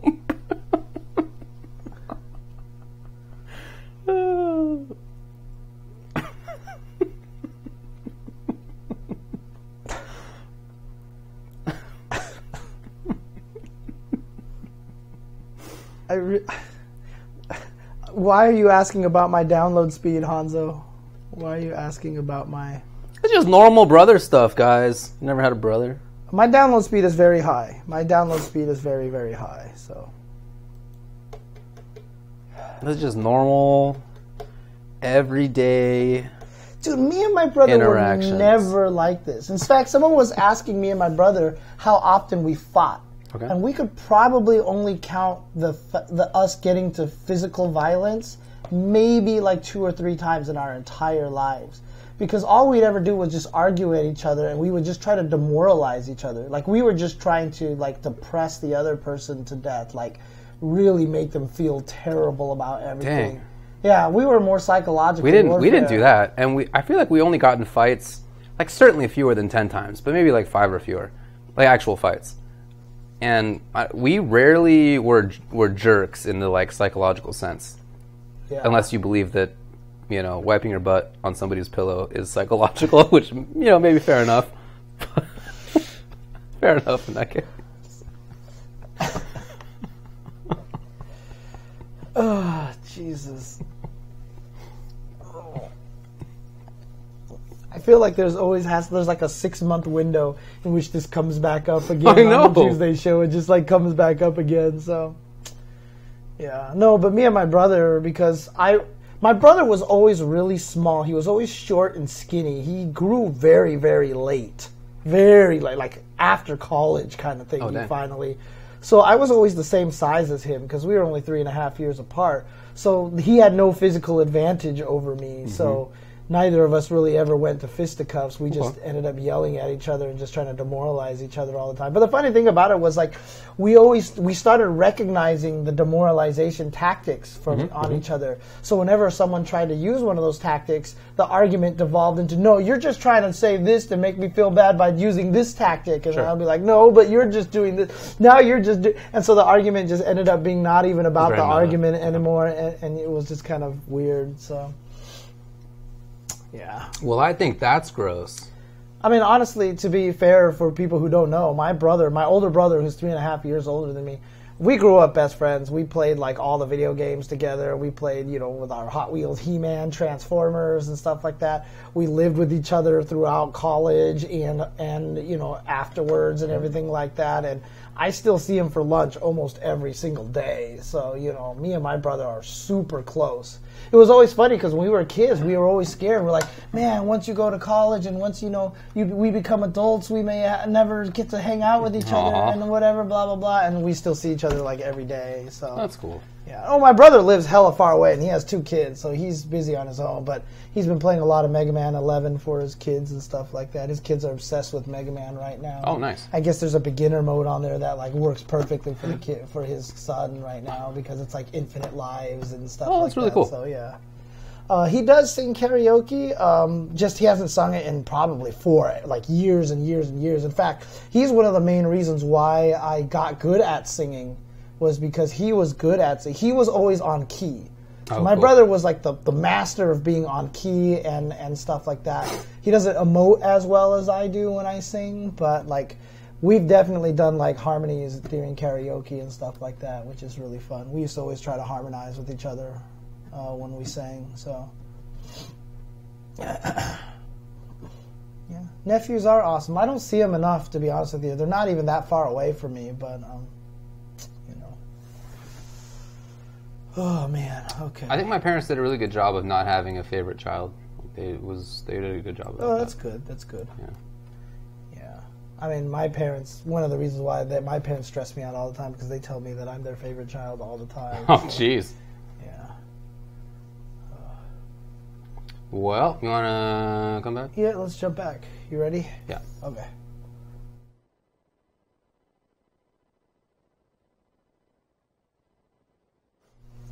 Alrighty, welcome back to the Tuesday show. Nothing happened during the break, and no stories were told. Mm-hmm. Yeah, usually the way parents treat their kids, I guess. I don't know. That's always one of the toughest things, having to, like, you know, pick a favorite child or whatever like that. But I was the kid that after when I got a job, I kept giving my parents money and stuff like that. So, you know, I think that was the reason why they liked me. So, you know how Asian parents go. So I've heard tales.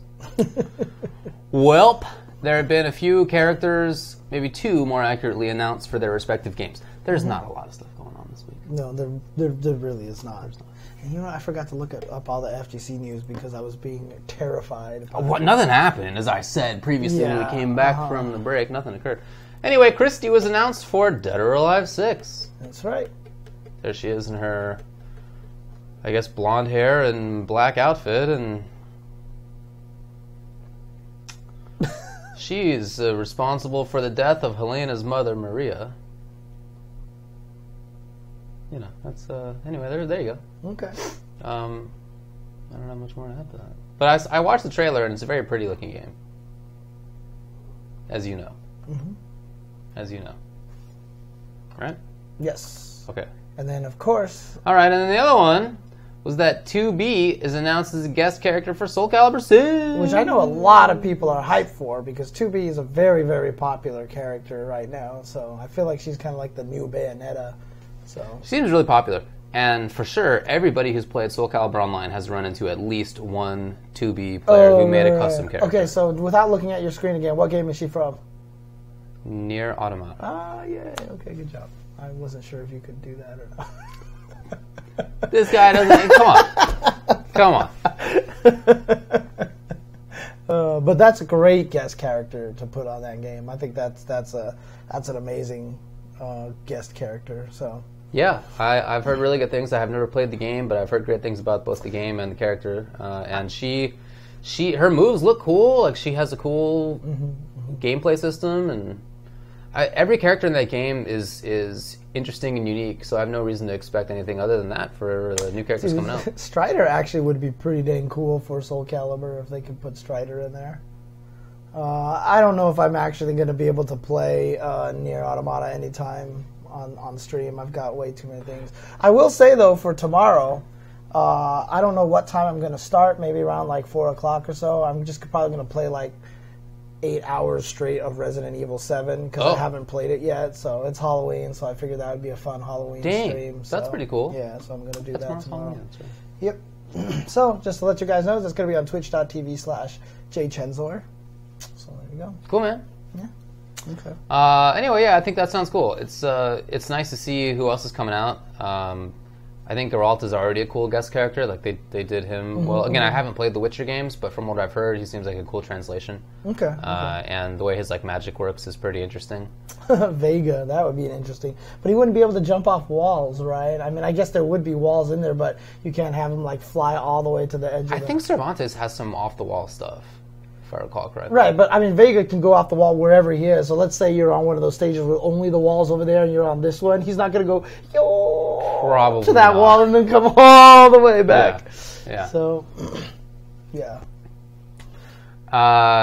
Anyway, I think that's cool. It seems like a good choice for them. Looking forward to seeing who else is there. But like I said, the characters are already interesting and unique, so they've done a good job so far. Yeah. What would you like as a guest character on the game? Like, I thought Link was genius. Like, Link made all sense. I think Link was really, really cool if they were going to put one of those, a Nintendo character in there. But Strider would be a cool choice. I'm sure everybody wants Dante or Devil May Cry or something. Sure, that makes sense. He's got too many guns. I think that would be kind of weird. Cervantes has guns. I guess that's true. Guilty Gear character would be pretty sick to put in there. That would be awesome. Actually, to be honest with you. Did you see my customization for Soul Calibur 6? No. I made Falk. Oh, okay. I made Falk and, in Killick, because I wanted to see what she would actually look like well animated fighting with a staff. Right? I just think that would be really cool, so I'm going to play with that and stuff like that. My question is, so the second character that I would like to use, can you make a dog in this game? Can you make like a fighting dog? I know there's like cat masks, but I didn't see any dog masks. But are any of the other side races, can you make them wolves or anything like that? Or anything like that? I don't know. I think there's one that's animalistic, but it might be like a lizard or something. Okay. Because I really want to make Talbane Killick with the nunchucks. You mean Maxi? Yeah, Maxi. Sorry, Maxi with nunchucks. I think that would be awesome because Talbane fights with nunchucks. That sounds cool. Yeah, and I think that would have been a cool thing to do, but I just don't think that would... I don't know if that's going to be possible. Yeah, I'm not sure, dude. Yeah. But I'm actually kind of happy about my Falk. I mean, it definitely took a while for me to do it right, and there was a lot of, like... At one point in time, I had to give her a bikini and paint, fake skin, like clothes onto her stomach, but I had to unlock some other thing, but then it didn't look right, so I had to, like... fudge away. But the thing is, there's no good Bray little hat thing. So I actually got the giant heart and rotated it upside down and just like implanted it into her head. Okay, that's and cool. It actually looks decent. You can't change the color of the character's lips. Oh. There's no option for changing the character. You can change their eye color. You can't change their lips. But one of the stickers is lips. So I've literally pasted lips onto her mouth. Wow. To give her the green lipstick. Dang. It's kind of funny. So she has green lipstick? Well, very aqua-ish lipstick, yeah. Falk has very aqua-ish Who knew? lipstick. Anyway, 2B's in the game at some point. You can add makeup to do lips? In the body function, you can add makeup? Holy crap. Okay, I just didn't even realize there was an option for makeup. Dang. That's crazy. It is on my Twitter. It is on my Twitter, although that one's the old version with the bikini and the square pasted onto her stomach, on her chest to make it look like she has a... I've changed it a little bit. I've given her gloves and stuff like that too. So, but yeah. I'll probably play it on stream maybe later tonight or maybe even like on Thursday or something like that. So, well, that's it for that. And then there was a leaked list for Smash Ultimate. Mm-hmm. Now, there's actually going to be a Nintendo Direct on Thursday. 2 days. 2 days from now. Morning time Thursday, at least in our country. And so, presumably that'll be all about which characters are in and so forth, or at least have some info on that, if not all the info, and more info on the game. However, there was a leak. What do you think about this leak, huh? I haven't really looked at it yet, to be honest with you. So if you want to just like start surprising me with the leaked list, and then I can just tell you, like, I can either laugh or I can go, Okay, we can do that. Yeah, it's the final Smash Direct. I mean, I've hedged my bets on whether it's all the info because, it's not unheard of for things to just get launched and be in the game. But, all the info that they're going to say in any case. So, I'm going to spoil things with this leaked list. So, if you're not interested, then see ya. It's probably fake. Yeah. I imagine it's fake. However, here's the ones. Let me know if you're interested. Isaac. From what? Did you just put the H in that word? I guess I did. What is Isaac from? Who's Isaac? I don't know. Oh, nice meeting you as well, Stretched Up. Golden Sun. Okay. All right. What do you think about that?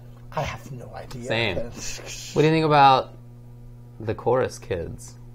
From the I don't know either. Rhythm Heaven? I don't know. Is that Rhythm Heaven? Because I saw them mentioning that on Best of 5 a little bit, right? Rhythm Heaven is an awesome game. And if anybody can do it, it would be Nintendo to figure out a way to make it work. But why would you do that? I just don't understand. Like, I feel like that would be a wasted spot. Because, like, everything in that game is about, like... It's one of the greatest games, by the way, because it's like WarioWare, but everything is based on music. Okay. So, like, it's all mini games, like a baseball pops out of a box and you have to bat it, and so you go boom, boom, but it's all to the beat of the rhythm, and so they'll start doing things like they'll purposely, like, you'll see just a hole in a fence and a ninja zooms past it, and the time that you actually have to shoot the ghost or something like that, like, is on beat, right? But occasionally, the music will stop. But you can still do it because it's on beat, because it's literally boom, you can't react to it, and they just do a lot of really cool things. All right, I love that game. I love that game. Dude. All right, fair enough. Yeah, you have no idea what the hell I'm talking about. I definitely don't. Yeah, okay. I definitely don't. It sounds like an interesting game, though, from what I heard and processed in my brain, which is not a lot. What do you think about Geno? Geno is the one that I know everybody wants, Okay. and I think if they put him in there, that would be a worthy person to save to last. So I think a lot of people will be excited. Super Mario RPG. I have never played Super Mario RPG. It is on my SNES Mini, and if he does come out, I'll play it on stream. I'll play Super Mario RPG on stream just so I can figure out what's going on. So I'm with that. Geno. Shadow the Hedgehog. Why? Yeah, that's basically my position on that. But I mean, it's easy. Because he'd be an Echo character, you would probably. Think, yeah, it's easy to do, so, yeah. Also, probably an Echo character, Ken Masters. See, I believe that one, because someone actually said, like, something with data mining, they found out, like, there was either, like, Ken's background music is in the game or something like that, or I forget what it was, but that would be a fun Echo character to put in there, I think. Or to make it slightly different enough that Ken's uppercut actually is like on fire. That would be cool. Stuff like that. Yeah. Banjo-Kazooie. Oh, Ken's music is in Smash 4. So Banjo-Kazooie is an interesting one because Banjo-Kazooie is a Rare property, and Rare is owned by Microsoft.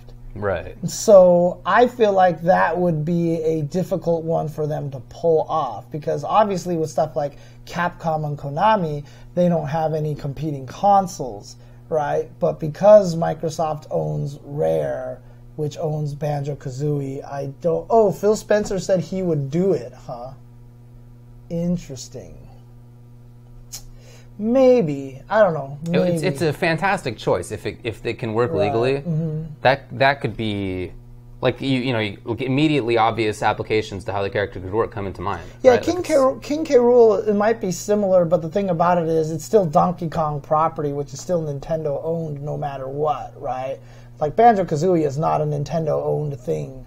Like they got Rare. Nintendo got Rare to make the game under Nintendo. So I still think it's a Nintendo property. So I think it's... Got it. Yeah. Okay. And then... Mach Rider. Yeah, that game was... I played a lot of that game, actually. And it wasn't even like... Because the thing is, there was the 3 games on the regular Nintendo that were part of the programmable series, which I loved. Oh, I do remember this. Excite Bike, what it looks like. Yeah, Mach Rider and Wrecking Crew. Now, to be fair, Mach Rider was by far the least interesting of the programmable series because you just made your own track, and it wasn't that had much variety. Right. Excite Bike was kind of cool. For sure. Wrecking Crew. That I don't remember. It's one of the greatest games ever. And one of the greatest games that a lot of people don't even remember that Mario and Luigi were in. Oh, I definitely don't remember that. Yeah, so Mario and Luigi are in Wrecking Crew. And there were hidden items like the magic hammer and everything like that. And me and my brother figured out how to get the magic hammer ourselves. And like the amount of discovery we had. One of the backgrounds in the game in Super Smash 4 is based off of that. Okay. Where you're hitting the walls and the floors kept dropping and stuff like that. The floors never drop, but Wrecking Crew is a fantastic game. I have always wanted a new Wrecking Crew. I think they made one for the Super Nintendo disk drive system, but it was just kind of like a afterthought kind of thing. But like I've always wanted to make a new Wrecking Crew because me and my brother would create the hell. We made some of the greatest stages in that thing. Like we were so good at making stages for that game. That game was so fun, and there was no way to save the stages, so we ended up doing was just getting graph paper and writing down all of our stages, right? So that we could just remember them that way and stuff like that. I still have all that graph paper. Really? Wow. Shut up, Forrest. I'm talking about Wrecking Crew, and I'm gonna stay. He said next topic. No, I'm talking about Wrecking Crew because Wrecking Crew is a great ass game, man. I'm gonna have to take your word for it, but it sounds cool. No, I'm kidding. I love you, Forrest. I love you, Forrest. But man. Anyway, next topic. I don't really have anything. Yeah. So there is a very slight update on the infiltration situation. Okay. And that is that you're going to have to wait for more information. Right. But at least that was put out officially by Panda Global, right? It was. And they said that for the time being, he is not going to enter anything. They did say that. What's interesting to me, and they had a series of tweets about this a few days ago, what's interesting to me is that they also say that we have shared all documentation with Capcom, who has been conducting their own independent investigation and legal review of materials before making any formal decisions for the CPT. It is our understanding that this process may still take weeks.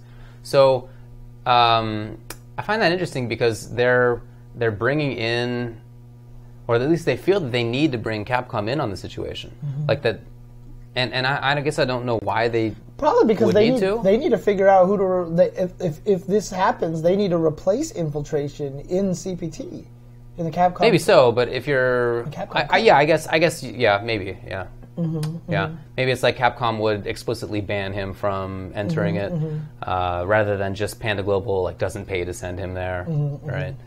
But again, there's not a lot of actual affirmative information. It's just saying it's taking a while. It's not our intention to delay. They want to reach a conclusion as much as the public does. However, we will not corrupt the integrity of our investigation by rushing. And I continue to think that that's the right thing to do. That said, this is a couple months long now. And that feels to me like that's too long. When it was, we talked about this when it was maybe 3 or 4 weeks old, and I was saying hold on everybody, it's not something that is instant. But 2 months is, approaching the point where I feel like doesn't need to take that long. But Infiltration got replaced by Angry Bird. Oh, for Red Bull Kumite. For Red Bull Kumite, yes, I did. Okay. Yes, Angry Bird, which is... My guess is that the question from No, by the way, I can't believe you had the Twitch name No. You must have joined super early. Yeah, I know. So if Capcom doesn't ban him, they would still sponsor him. I doubt it. So if all the allegations are false and everything's fine, then for sure. But if there are problems and yet Capcom decides not to ban him, I still think there's no way that Panda Global will continue to have him on the team. Yeah. As long as they're legally able to drop him. And as I was saying a few weeks ago, almost certainly they have that right. It's very standard in esports agreements for there to be the right on the part of the team to dump a player who's done something egregious or causes his value to drastically lessen or something. So yeah, I gotta think that they would dump him. Yeah, and honestly, if it is true, then I wouldn't even see Capcom letting him play in it anyway. So I just don't think that would be happen. So. Yeah, no. So I mean, maybe they're just sharing info with Capcom so that Capcom can be in the loop. Maybe they're not necessarily leaving it up to Capcom to make the decision, but keeping them in the loop, which I think makes sense. Okay. Look, we were all big Infil fans. He's cool. He was a cool dude. On streams were good. Always nice in person. Fantastic player. All that pales in comparison to the allegations, right? It's not. I mean, it's not even a question if that stuff's accurate. So, we got to wait to make sure to know. Either way, I hope that we do find out soon. Got to think that we'll know before Capcom Cup, right? Yeah, I mean, otherwise he's just not going to show up, right? I would think so. Yeah. Okay. Yeah. Hang on a second. Let me do something really quick over here. Yeah. Wow, I retweet a lot of stuff. Huh. Oh, I also wanted to bring up the fact that the Gfinity series is happening again. The Gfinity Elite Series Season 4. So this is something that's been going on over in Europe for a few years now. And it's continuing. And it's a team thing, so there's, 5 players per team, I believe? Okay. 6, I guess. And then they have a big old series playing against each other. Great production value. They get good commentators for it. The play is really good. The players are awesome on it. Unfortunately, it continues to just be on Facebook. Yeah, that's the biggest problem with it. It's really unfortunate. Yeah. So if it were on Twitch or even just on YouTube or something else, you got to think that it would be bigger than it is. But when I briefly tuned in, there were 35 people watching, something like that. Oh, 35 people? 35. Oh my God. Yeah. Hopefully it got better than that, but it's... I don't know. I mean, they're not the only people to be streaming on Facebook. There have been other groups who've been convinced to do it as well. You got to think that there's a lot of money in the pot for them to do that. This is Falk? Yeah. Currently, the hair is actually different now. Oh, it looks nice. And she actually has gloves on now, and like I said, the bodysuit's a little bit different now. But that's my Falk that I actually created, so yay. It's actually really funny to watch her fight, like when I put her in the mock battles and stuff like that. It's actually really cool. Because she has the staff and it's just she's well animated and stuff. It's just I don't know. There's something about it that looks really cool. So that's cool. There you go. It looks a little better than that now. So this was the old version of it. So. Well, if you're interested in watching, like I said, you can do it on Facebook. It's facebook.com/GFinitySFV, and they really have some of the best players in Europe. It's a great lineup. I wish it was more accessible. But it's watchable. You just got to do it on Facebook. So if you're into that, then it's available. Yep. Okay. Well, interesting. Not much else going on right now. We're just kind of heading down, like I said, to the home stretch of this season. Obviously, Tekken World Tour tickets, the Tekken World Finals tickets are on sale right now. You can definitely pick those up right now. That's, of course, going to be in Amsterdam. So it'll be an awesome vacation for you to head out there if you can. Capcom has also announced some more of the Capcom Cup information. They showed all these music artists that are going to be there, I think including the people who made that song in the G trailer. Oh, cool. Yeah. Oh, that's right, yeah. So that's coming out. Also, Evo trailer supposedly tomorrow. Right. So Joey said that the trailer was going to come out yesterday, but then due to unforeseen circumstances, they couldn't release it just yet. So Joey said now it's coming out tomorrow, I believe. So we're going to get an Evo trailer. Now, wow, 50% of the tickets to the Tekken World Tour the Tekken Cup have already been sold. Huh? That's great stuff. That's awesome. Red Bull Kumite is it the next weekend? I think it's 2 weekends. Yeah, Del the Funky Homo Oh, Sapien right, because we're midweek. Yeah, I guess that's true. Mm-hmm. Yeah, it's like the 10th and 11th. So. Yeah, so yes, I'm definitely always playing Record Keeper. But the thing is, I don't think anybody should expect much out of the trailer, because I saw Hungry Box. Remember I said at the after party, so he was like, so do you think the trailer's going to have, do you think Melee's going to be, announced? And I was like, it's not yet. I was like, this is probably just going to be date and location. Oh yeah. So the first trailer is probably going to be date and location, but it's always exciting to find that out, and then we can start booking our plans and everything like that. It's not going to have the games. No, it's not going to have the games, because they always do the stream at Red Bull Studios when they announce the games. Yeah, that'll be early next year, I'm sure. Yeah, exactly. So probably just maybe they'll say which games will be at Evo Japan. Well, someone asked them about that already, and Markman had a response to that and said that they are still trying to finalize, because some games they're having trouble, I guess some complications or something like that, so they can't announce the official list yet, but they're trying to get that as soon as they can. So he said soon. Okay. So there was definitely a response to that yet already. Right. So you got to think Melee's back in Evo. What are they calling it? Evo World or Evo North America? I forget what they name probably it. World, right? Evo World. I don't know about Evo Japan, but you got to think it's at Evo World. I mean, Smash 4 is probably gone. 100%. Yeah, but it's probably going to be Melee and Ultimate now, I 100% agree with that. Yeah, There's no way it's not like that. And hopefully, a lot of the Melee players go and try Ultimate. I really hope they do. Hungry Box said he was going to definitely try it, so he's definitely going to play it. So okay, we'll see how that goes. Yeah. I had a very interesting conversation with Practical Tass, who's a dude in the Melee scene who's done scientific aspects of it and also done rankings and whatnot for PG. We talked about a lot of interesting stuff. I would say the most interesting thing to me was his view on buttons being the most interesting thing about Melee.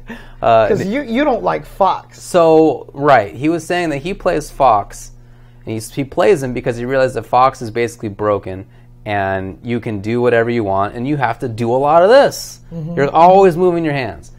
And I said that I think Fox is very boring because he can do anything, and there's no... if you're on stage, there's no weakness. You can just, if you want to do X, you just do it. There's no setting it up. It takes a while. No, you just there it is. Right. And I think that's really boring. And he said that that's a perspective that he had never heard before in the Melee scene.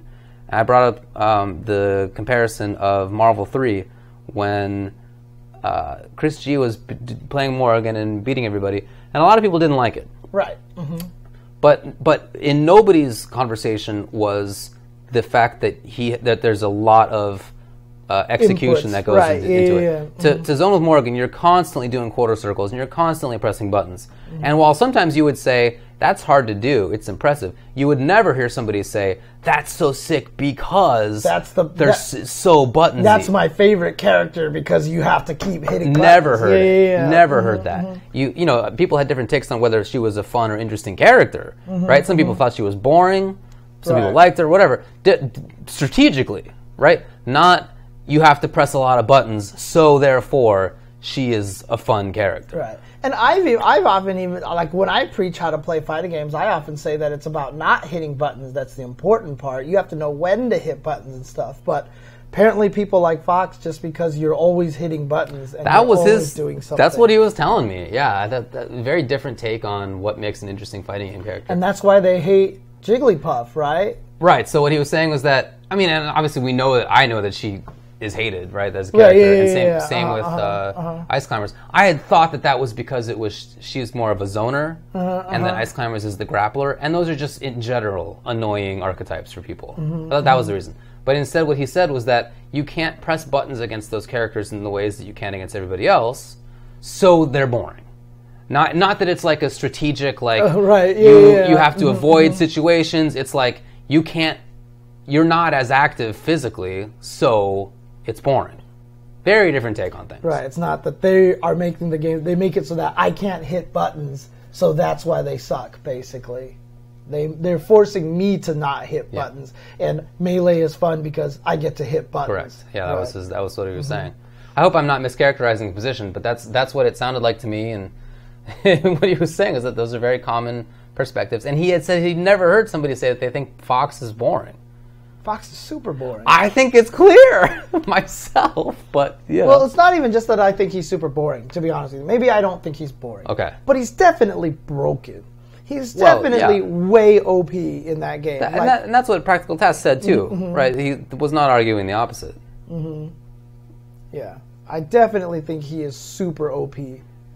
You know, and he is, and it's not even boring in the terms of he's not doing anything or whatever. It's just boring because he has no weaknesses. Yeah, like right. Maybe it's just because he's a little floatier, right? You know, there's that problem that you can kill him a little. If you bit. get hit, yeah, but before that, you just have all the options. So there's no constrictions one on you. frame invincible jump cancelable move, Yeah. which is just the silliest thing ever.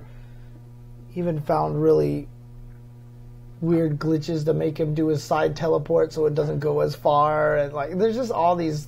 He's just super powerful. So yeah, I mean, obviously he doesn't win every match for free. That's not the contention. And no character that has been designed that way, that is to say, like the Jack or even King of all trades, has been that way. I just hate that kind of character archetype in general. When he's shown up in other games. I don't know if they're an intended mechanic, but anything that behaves slightly differently, I just call a glitch. Melee people like to call everything not glitches. I call everything glitches. So that's just, like, I don't think that was intended, to be honest with you. So he was telling me that part of why people don't like Ice Climbers is that you have to be so aware when you're playing against them. And he was telling me about how there was some tournament that recently had, it was 11 Ice Climbers in, I think, the top 32 or 64. I forget which one it was, but an outsized number. And he said that one of the believed reasons for that was that there were pools at 8 a.m.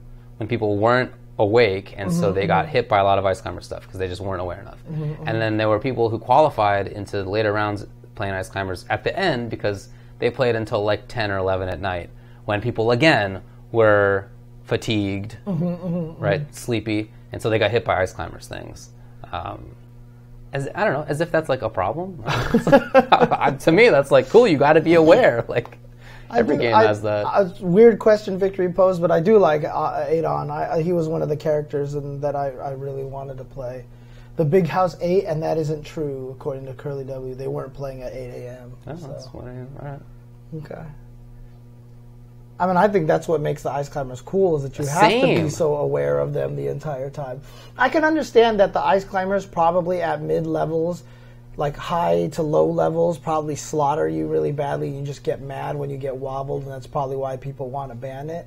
But at the highest levels, they just don't win. And, and Mango has even said that he just thinks the Ice Climbers suck, right? So I just feel like at the high levels, it's fine. And the weird thing about it is we've been dealing with that for our whole entire lives, right? Cable just destroys, like you can't even super him with Blackheart in MVC2. If you hit him with the up super, he can air hyper viper beam you when you come back onto the screen, and there's nothing you can do about it because Blackheart's animation is him doing the little goopy teleport. Right. And so he can't cancel that. So he acts like if you ever hit Cable with that, he gets to air hyper viper beam you. If If Sentinel rocket punches you from across the screen, you get to air hyper viper beam him. He cannot rocket punch you from a full screen away. If you block it, you can air hyper viper beam him before. I mean, old Sagat removes half the characters in the game, right? And so I guess we're just used to that. Maybe. Yeah. I don't know. It's weird. Yeah. I don't know. We will not be at Red Bull Kumite this year. No, correct. That is not happening. So that's why it's been kind of rough, actually, this year for commentary. Because there's no Red Bull Kumite, we didn't have ESL King of the Hill, we didn't have Brooklyn Beatdown, and obviously ESL and Red Bull probably were two of the higher paying gigs that we had. They were slinging the money around. And so, don't have any of that stuff, so it's tough times. It's the reason why I haven't fixed these paintings, if people are wondering, to be honest with you, because I'm not going to fix them until I figure out what I'm going to do, because if I decide to rent this room out, or turn it to an Airbnb or something like that. I don't want to put these things up and work on all that stuff. So that's why they're still there. So, well, there's basically nothing else. Hey, shoutouts to Still Have Zoidberg. Dang, we got some dough. 1,000 bits. Woo! Thank you. And not only that, but thank you. Yeah, go back to being programming. I might have to be honest with you. And then also, we're not even. Well, I guess we probably can't even talk about that yet. So okay, never mind. Okie doke. Well, can you get any more stories? I don't know. What about what? Hey, shoutouts to Breezy Dal. 25 bits. Woo! That's a woo! I mean, I'm happy to ramble. I just don't know what to talk about. That's all. I don't know, Tap2GG. That's the thought process right now. I might have to re-enter the job market next year. I'll probably try to extend it as much as possible, but we'll see what happens. It really depends on how much money I have left in my savings, so that's the way it works. So. Oh, dang, thanks for the subscription as well. Pota81 for the subscription. What about the time I almost got arrested 5 times in one night in Mexico? You've told that one before, right? Dang, really? Well, I'm excited to play Soul Calibur Online. It's not a real The weird thing about it was I went online today. I was going to play an hour before I came on here. I've played the computer a bunch, so I've run around and, actually, tried to do stuff. But I went online and I went to ranked mode, and I did, 3 bars or higher. Region. I guess it was close region. I forgot what the settings were. But I sat there, and it was network error has occurred. Kicked me out, went back there, sat there for a minute, no matches, canceled. I was watching Flo earlier today, and he got kicked out of a match and then couldn't find a match for a while. Really? I wonder if there was just a server issue going on. Interesting. Okay. I don't know. Shoutouts to Mr. Friday for the 100 bits. Woo! No, that was not a true story. I was joking. Oh, okay. It wasn't 5 times.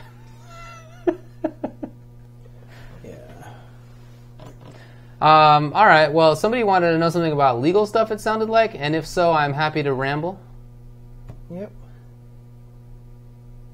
You have to edit your locally stored band list to get back on? I don't know. I see an emote after that, so I don't know if that's actually true. You cannot sue yourself. You cannot sue yourself, huh? Correct. Can you sue, a dog or an animal or anything like that? Can you sue a dog? I think a dog does not have legal standing. What was actually really funny about Canada and weed, though, was that all of a sudden all of the immigration processes on the way there had extra steps about cannabis, and then there was definitely a lot of signs at the airport talking about it now. So. They just want to know if you're bringing weed in. That's it. I don't think that they're going to bust you. Yeah, but they just wanted to know about that. So I'm not a litigator, so I've never been involved in depositions. Well, not since I've started my own job anyway. As a summer associate, I was involved in litigation, but I have 1 summer of experience doing it, so I don't, the shortest deposition I've seen was one of the 2 or 3 depositions I've ever seen. I should get back to Spider-Man soon. This November, there's really not a lot of events. So I'm not traveling anywhere. So I'm going to be streaming a lot this coming month. Good stuff. So, yeah. I haven't seen Making a Murderer Season 2 yet. Shankar, I heard it was cool, but I haven't seen it yet. Did you see Season 1? Well, cool is maybe not the right word. Yeah, I did. Oh, okay. Because you don't watch a lot of Netflix stuff, right? Documentary, man. Oh. It's my jam. It's a documentary. Okay. Tetris Effect is coming out. I will definitely be streaming Tetris. I'm working on that, Boats and Joes. I definitely have made a lot of headway into streaming Tetris stuff. I've got a lot of good, interesting information, and I have not watched Castlevania yet. Castlevania, of course, which was directed by Samuel Dietz, who is brother of Adam Dietz, who is also known as Kamui in the fighting game community. He was a combo video maker and a high-level third strike player. Shoutouts to Caramel Jenkins for the subscription. You. Yes, he was. Season 1 was great, dude. I loved Season 1, so I can't wait to see Season 2. I did finish watching Daredevil yesterday, but I won't talk about that because I don't want people to... How long do you think esports sponsors companies will stay in business? My friend, Not forever. Mr. Greyhound, wants me to sing the Resident Evil song tomorrow. Okay, I will do that. I will definitely do that. Yeah, I don't think that's a stable business. Which one? Esports sponsorship. Oh, yeah. Uh-huh. I don't expect that to be a stable business. Even in situations like with Overwatch and League that get franchised, maybe they'll be stable within that game, but no video game lasts forever. Mm-hmm. It's never happened. So. If I convert this room to an Airbnb, how much per night? I don't know yet. I'd have to do research for that. Or I'm just going to see if I can find someone who wants to be a roommate here and just live in this room or something like that. So we'll see. We'll see what happens with that. So, as a lawyer, is it hard to watch shows that involve law and such and see how bad and inaccurate they can be? Ding, ding. Oh, yeah, it is. We caught the criminal. Next week, ding, ding, here's the trial. And we're going to, no, you did this. Yeah. Big part of why I didn't like Phoenix Wright as well.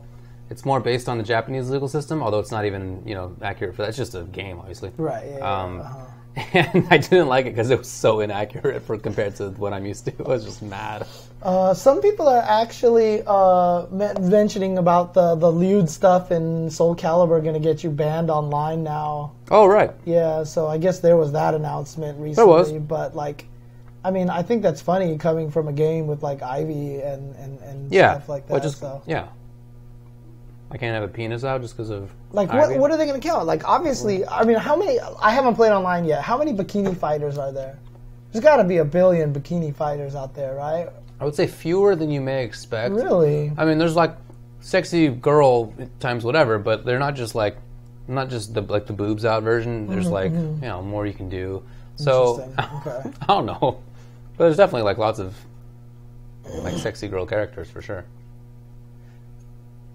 Bans are stored locally too, so you can just fix a single file and you can play online again. Well, but yeah, Curly W is right that basically their normal costumes are already the boobs out version. So it's really... and even if they're not, all you got to do is get a lethal hit in, and they, their shirt comes off, or whatever, I know, their pants come off.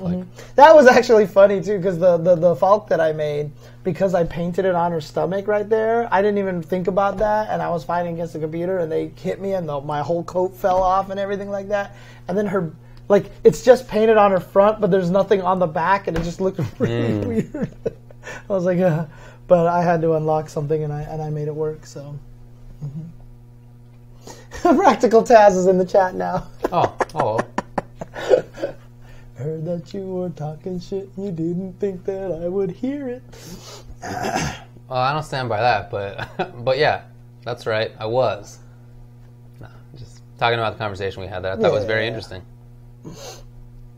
Oh, man. Well, I don't know. Do you want to stretch this out for another 15 minutes? I don't know. Or... Yeah, I'm just eating pasta over here at this point.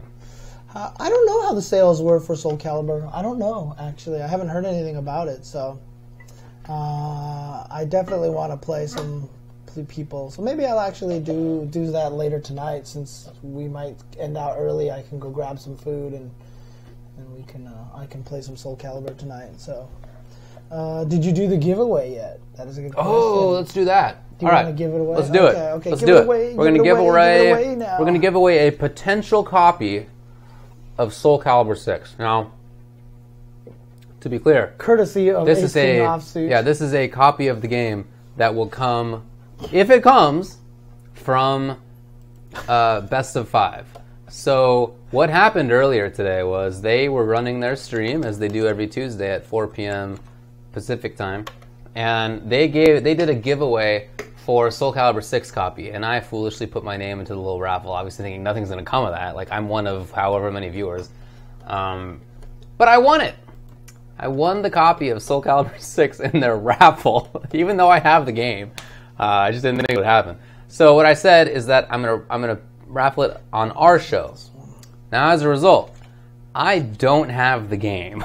All right, I don't have a copy of the game to give away, but I can raffle off my Soul Calibur 6 futures. All right, so I can give you unsung hero, 44 bits. Woo! I can give you my potential copy of Soul Calibur 6. Now, guys, stop. If it doesn't come, hang on. I can't help you. Look, I'm closing. I'm gonna reset. I'm closing the raffle. I'm resetting the raffle. And now I'm going to open the raffle. So now, guys, start typing in ! raffle. Now you are entered into it. So that's right. It's a unilateral contract, but it's a very contingent one, and it might amount to nothing if I don't get the game. Here's another thing too: is that I really, really need Ace King Offsuit to enter this raffle. Oh yeah. Ace King Offsuit, please enter the raffle because I think that would just be hilarious if you won it. That would be the best. And I will show it to you live, so it won't be a rigged kind of thing. But you definitely need to enter Ace King Offsuit because we need to have at least that probability. I want like best of fives Twitch to be in here raffling. I want everybody. Oh, thanks, Spab. Oh, 50 cents to get him to win the raffle. Oh, okay. I'm not sure it works like that, but we'll do our best. Okay.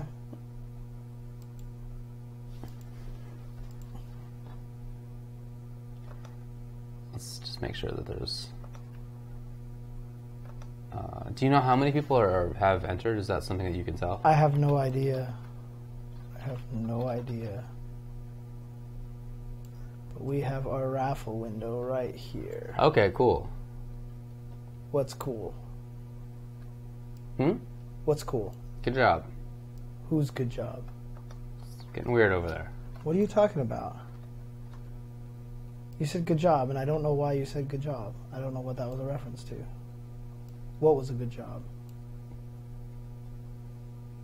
I entered the raffle. You entered the raffle? We'll see. Can I win 2 big raffles in one night? Dude, I won my own raffle one time on on the jchens on my stream, It's possible. I entered. All right. Hang on a second. I have to enter too. I gotta enter as well. There you go. I have entered the raffle as well. So now we have 3 chances for rigged. Oh, yeah. Is Ultra Chen in it? No, I just entered put myself in there. You want to put?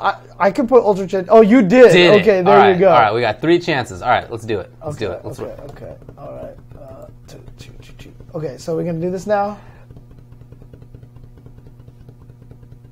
All right, everybody, here we go. Gonna draw out the winner. Shoutouts to 2Rayer2 for the 3rd months in a row. He says, "Stay awesome. You stay awesome. Stay classy, San Diego." I'm Ron Burgundy. Okay, ready? Hang on, let me do this for you, David. You sound like you're having trouble here.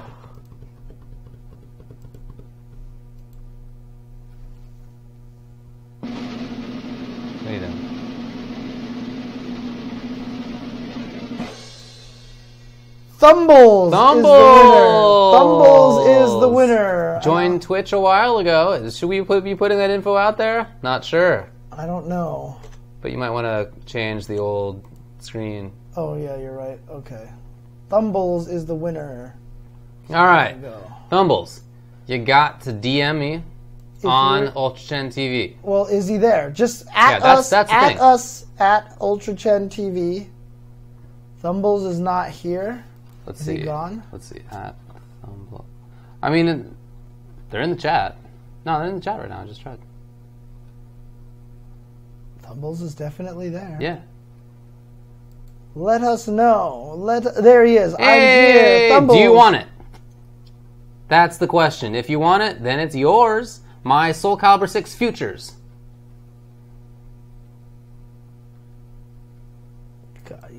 Sure, I don't got it. Okay. All right. That's a ringing endorsement. He needs to talk to Ace King Offsuit about that one then, right? So you could just cut out the middleman. You don't need the middleman anymore. Smart. So yeah, anyway, DM UltraChen TV, and then I will set you up with Ace King Offsuit, and then Ace King Offsuit will get, or Ace King Offsuit's in the chat, and we'll just say, yeah, he says, I will get you your prize. There nice. you go. Nice. Anyway, I highly recommend everybody going to follow and check out Best of 5 on Twitch. Their Twitch is, I believe, Best of 5 show. But let me make sure of that. Best of V, excuse me. Yeah. Yes. Best of V show.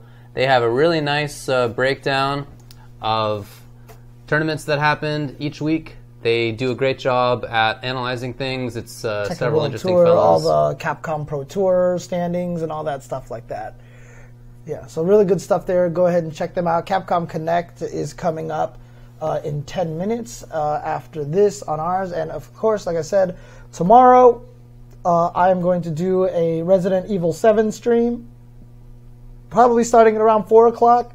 Probably just go straight till midnight. Maybe I'll take a break for dinner in the middle there, depending on when I eat and stuff like that. But just going to do that for Halloween, for some spooby gameplays and stuff like that. So on Thursday, I might try to go back to doing the viewer analysis matches, having people play on my stream, so having my subs play on my stream, and then afterwards, I commentate their match because I put them in the lobby, and then afterwards I analyze their match afterwards.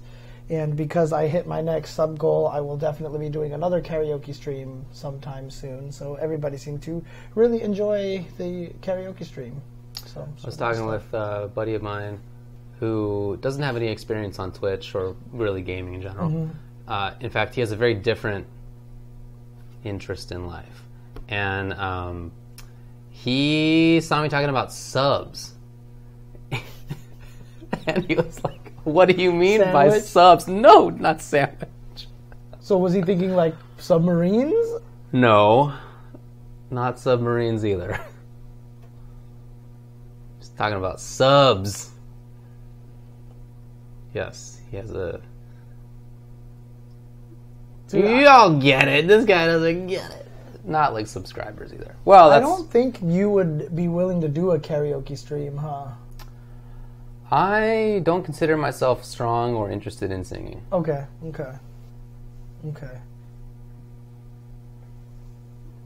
Anyway, yeah, once I explained what subscribers are, he was like, that makes a lot more sense in this context.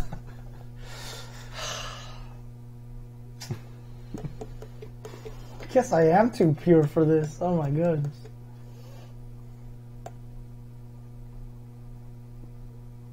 Nuclear subs, you got it. I guess that did end up being a stupid story, didn't it? Didn't really think about it in advance. Anyway, for Capcom Connect tonight, I heard that Guilty's going to be there, so that'll be cool. Check her out. She's very funny and does a good job on streams like this. When we had her on ESL King of the Hill, I thought she was really good on that. She's just like, engaging. So check it out. That will be in 7 minutes, more or less. I don't know what else they're going to be discussing. However, that's cool. What? Are you going to look it up? Too early to raid them in here, right? To raid into their channel right now, probably. So, but definitely check that out.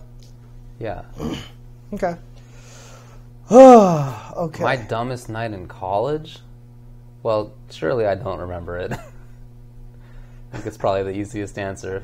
Who do we play in Samurai Showdown? I played Jubei. I never played it enough to be able to say anything. I played Jubei because he's just badass, dude. He's just such a cool character. Yeah, I just didn't play it enough. So. Okay. Was that... No, I guess I played Kusarageto. Is that in that game? Am I thinking of the right one? Huh? No, I don't think... Oh. That might have been one of the later ones. Yeah. What did he do? He was the huge demon guy, the cannibal. I don't think... Oh, you're talking about 5, the giant with the one that took up half the screen guy? I guess. Yeah, okay, he was the big guy for sure. Yeah, okay. Yeah. Gotcha. I just played him because he was the big guy. Of course. That's all. Which race do I play in Warcraft 3? I started out with Undead. I played Orc for quite a while after that. It was really just those two. I never play human. You know what I mean? Like, you're going to play a game, play humans. You're a human anyway. You know what I mean? How would you play humans? Because you can relate. Because you can relate to it. Right? I relate to humanity enough. Like right now. I don't want to continue doing this. That's for sure. I know, right? This is called. This is the stream producer in the back going. Stretch it out. Stretch it out. All right, you know what? I played Zurich in StarCraft. Yeah, 5 more minutes. Whatever. Let's call it. Let's call All right, it later. Yes, I'm still playing G, although I've only played Soul Calibur and BB Tag since Calibur came out. Yeah.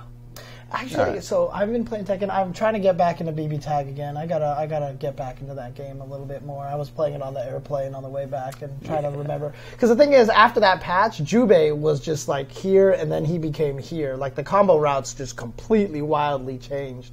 So I did like your tweet, by the way, about looking at the MM Cafe, Madman's Cafe of Blaze Blue Cross Tag Battle. Those are some good faces that you have of yourself.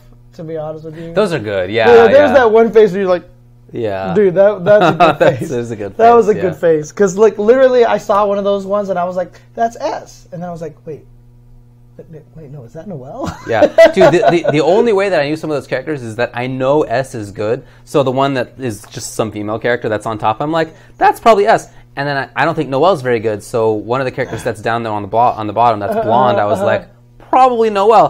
But then I don't know who the other character is who's on the bottom tier and is blonde in that list. I don't. I tried thinking about it, right. And I didn't bring up the game to see, like, all right, it's like one of them is down there, and I don't know which other one. Right. Oh, thank you, by the way, OG Geek. It says, great commentary for BB Tag at Canada Cup. Thank you very much. Oh, appreciate that. Yeah, we really enjoyed it. Yeah, it's just exciting. We just really enjoy the game. So, but yeah. Okay. Anyways, 4 more minutes now. Okay. You killed another minute. Was Aegis? I thought that she was in the mid tier on that. Aegis? It might have been Labris. It might have. Maybe she was the mid tier one, actually.